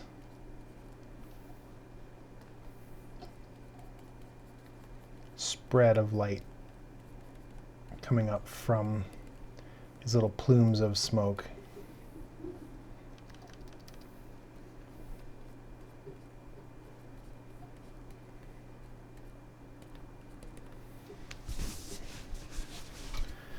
Okay, now I'm going to go back to my favorite painting brush. And let's paint in some details of what these buildings are supposed to be. So these are supposed to be a little camp full of tents and yurts. Yurts are kind of like a little bit more long-term. If you've not seen a yurt, you can look it up. It's like a tent that is made for staying in more long-term. Nomads often will use them. I want to see some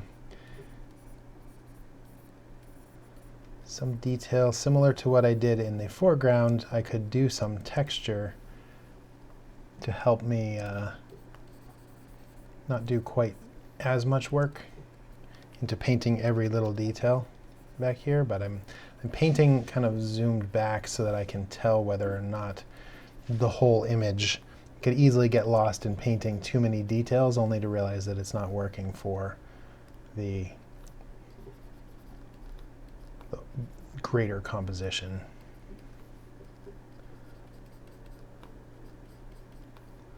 I want to show light that is blasting out from the explosion.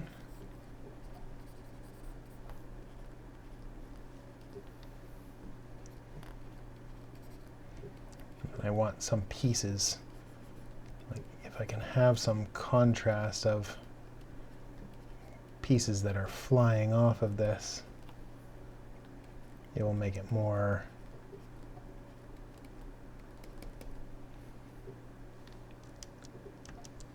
believable.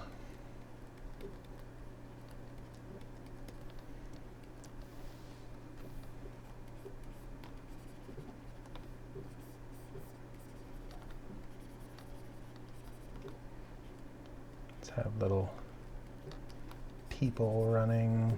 Maybe there's more structures and tents and supplies that were in the camp.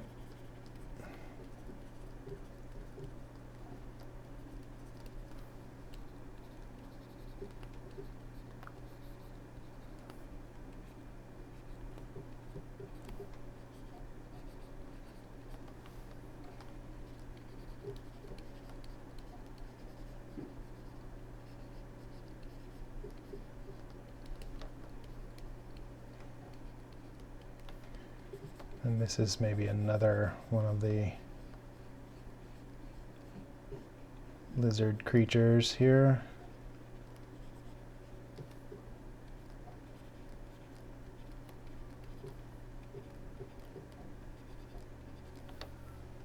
Showing like people running from the explosion. They don't even have to really be much detail, just little blips of contrast, and suddenly there's so much more happening down there. Maybe I'll put a little bit of a lighter blue to show paths. It's not even blue, it's a desaturated yellow, but it looks cool compared to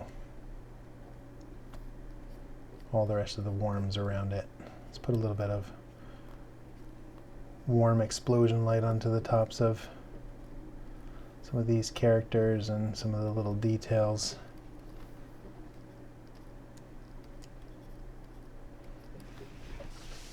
I'm liking that. Okay, so that's looking, this is looking much better. Now let's come back to foreground hill.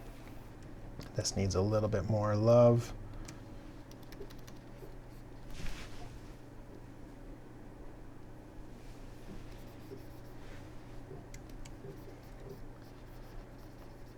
Without adding too much detail, I do want to have some sharper lines to show some of these rocks and the geology that is in the foreground.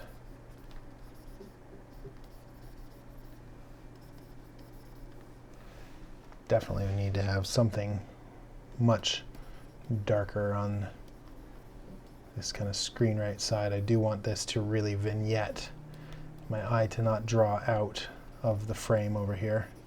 So if I put some darker rocks, that'll help kind of frame the whole image.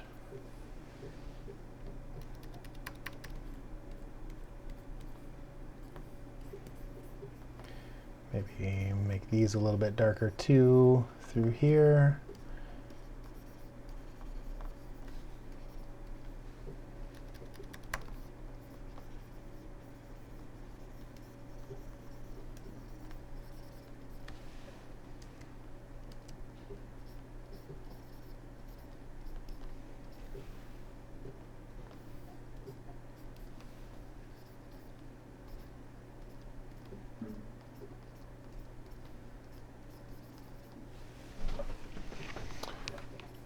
Probably enough.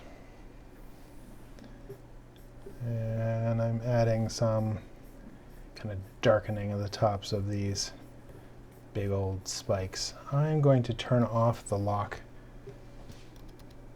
I don't think I want this this one to be quite so sharp at the top. It is kind of a,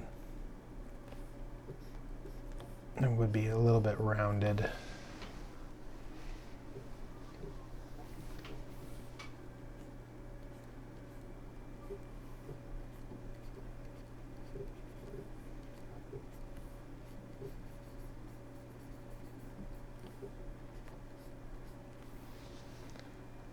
Lock that layer again.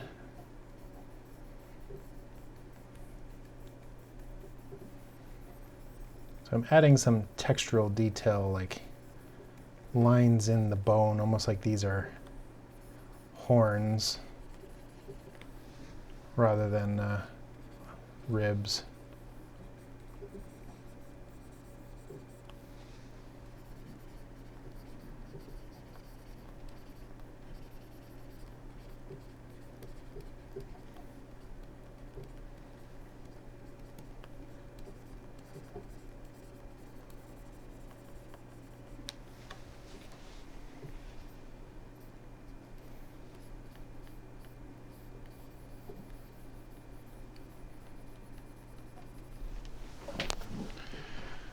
All right, I think I want to now, I'm going to take the lizard and I want there to be a little bit of motion blur.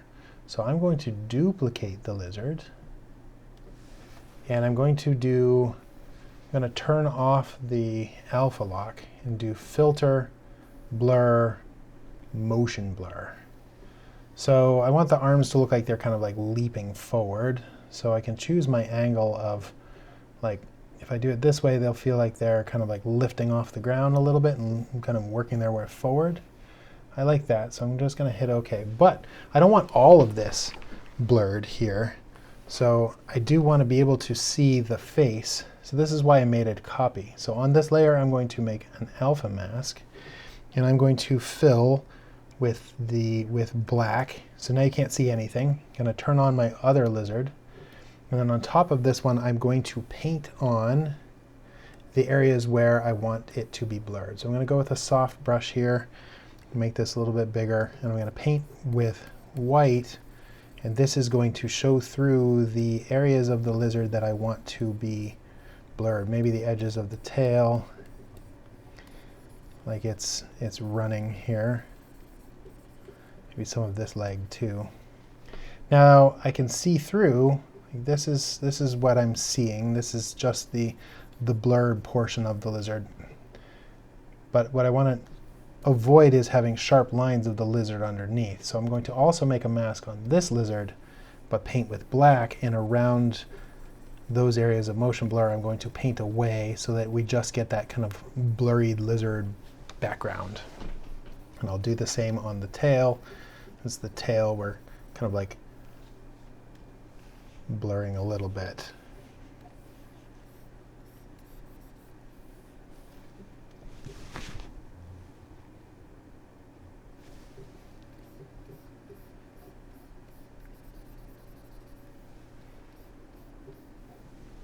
I don't think I like the blur on the tail. I think I'm going to leave the tail sharp. So I'm going to come back out here and remove the blur from the tail. I think I just want it on the feet. All right. I think the next thing that I want to do is I need to do a little bit of work right behind his feet and on the ground. So I'm back to my foreground layer, and I'm going to just get in some of that hill here. I want to have some of the shadow of our little creature. But the shadow will be blurred because there's motion blur. So this will be blurred a little bit from the motion blur because the shadow will be motion blurred just like the rest of this. And I don't worry too much about it because the next thing I want to do is add some dust. So I'm going to make a new layer here, put it into add mode, and I'm going to call this dust 1. I'm going to come back to my cloud brush that I quite like. I'm going to make a, whoops, I didn't mean to be on this tool. I want to be not on the mixer brush, but on my main brush as my cloud brush. And it will be doing a very soft, so I'm going to take my opacity down here, and it's going to add some dust that is coming up from the character's feet as it's running. I also want to do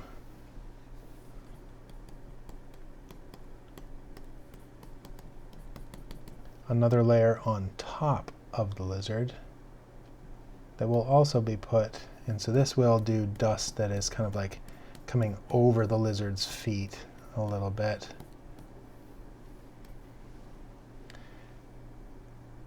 This is dust 2. So there's some that comes over the feet, some that comes behind the character. I'm going to do another one behind, and I'm going to call this one, well, I'll leave this in normal mode and switch over to one of these little speckle brushes that I have. Let me find, let's do this spatter awesome. I'm going to select one of these colors, and these are little rocks that will be flying up. Let me make my opacity all the way back up. So these are, I'm adding in as if there's little bits of rock and things that are flying upwards. Some of them I will do brighter, and some I will do darker, but this will kind of go as if there's little bits. I want to add some of that chaos and the motion to this. I see a problem with my alpha mask here, so I'm going to just quickly fix that on my blurred layer right here so that those feet don't have a problem. All right, now I'm looking at the whole image, what needs to be done now. I could put more texture into that back cliff, but I think what I want to do is actually go back to my spaceship, because the spaceship doesn't feel like it's got enough life to it. So I'm going to zoom in to 100% and look at my spaceship here. I'm going to switch to my mixer brush and just smooth a little of these details. Oops. Just some of those gradients, some of these lines. Let's just make it a little bit cleaner. Doesn't need to be perfect for this piece of concept art, but I need something in there too. I mean, it is a focal point, so I need to have something be a little bit smoothed. I think I do want to add some sort of light or some sort of engine. Let me add a new layer here just in case I don't like this. Let's give it a deep blue, kind of glowing blue on the inside. Maybe there's some sort of blue light.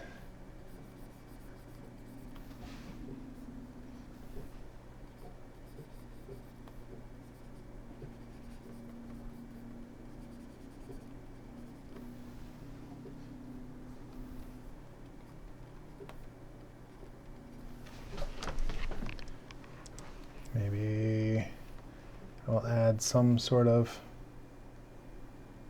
let me try this in add mode. I like the add mode. Let's try just some little blue lights.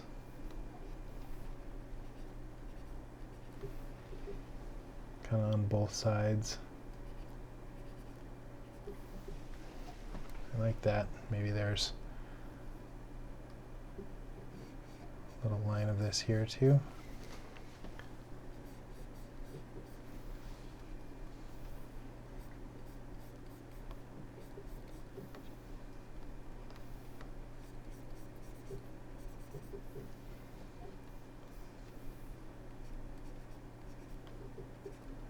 It's like it's getting ready to shoot some sort of blaster. Let's zoom back and see what we think. Yeah, that's cool. I like that. I'm going to merge this with the ship. Call this ship again. Lock that layer. All right, so last things that I want on this image. I think this is pretty good so far.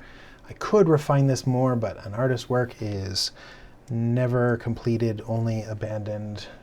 So what I think I'm going to do is I'm going to create a new layer.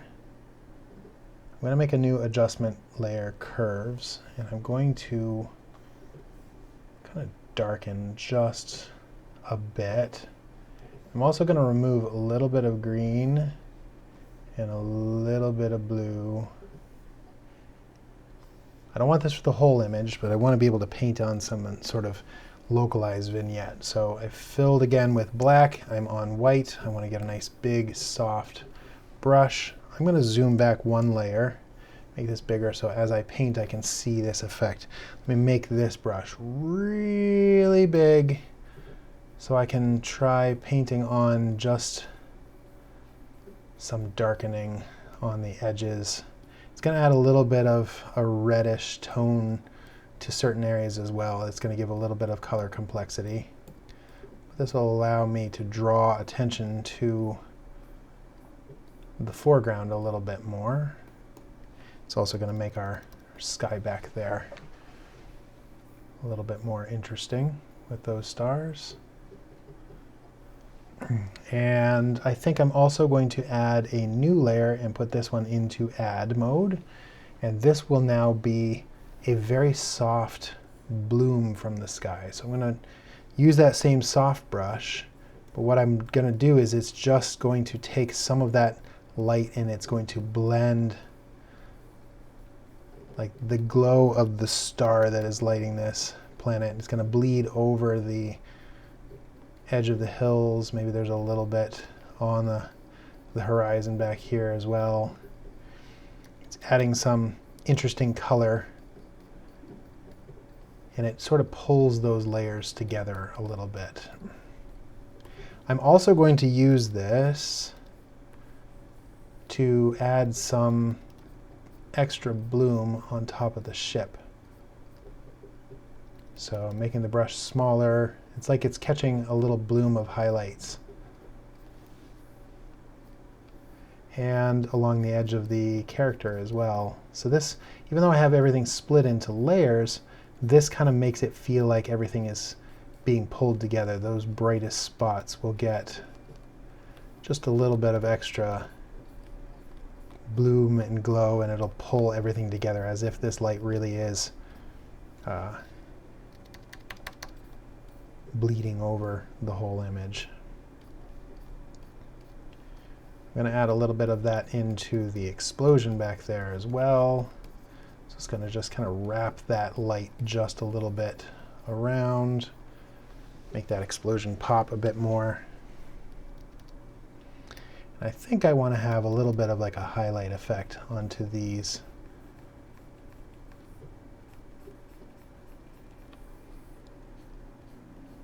Little posts here, or these horn things as well. And one more layer, undo, one more adjustment layer with the curves, just to add a slight bit more vignette into the foreground.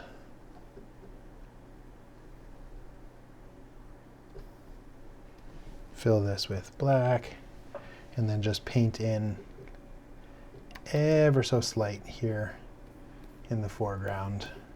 Just going to darken just a hair.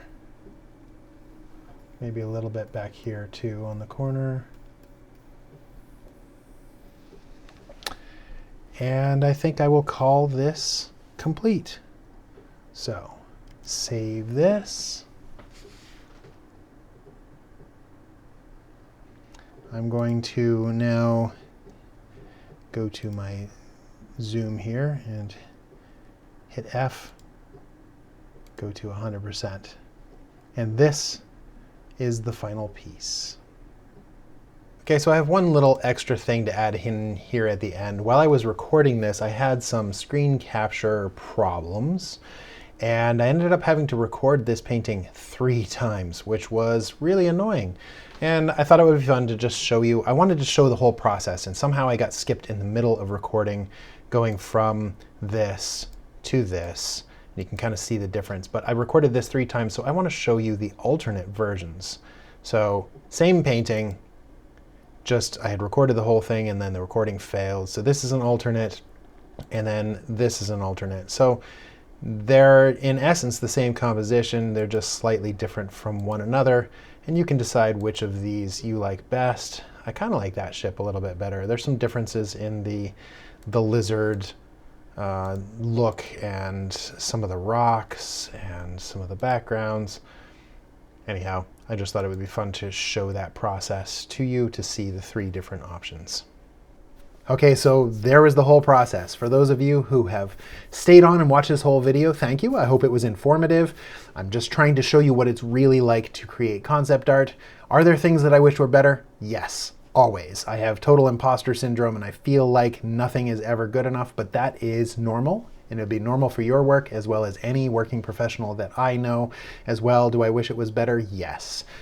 But we always will. My best piece is always the one that I haven't done yet, because I have a picture in my mind of what it will be. And I never quite reach that bar in my head. But that's normal. That's part of the process, which is why I'm making these videos for you to show you the process of concept design and illustration. Thanks for watching. Until next time.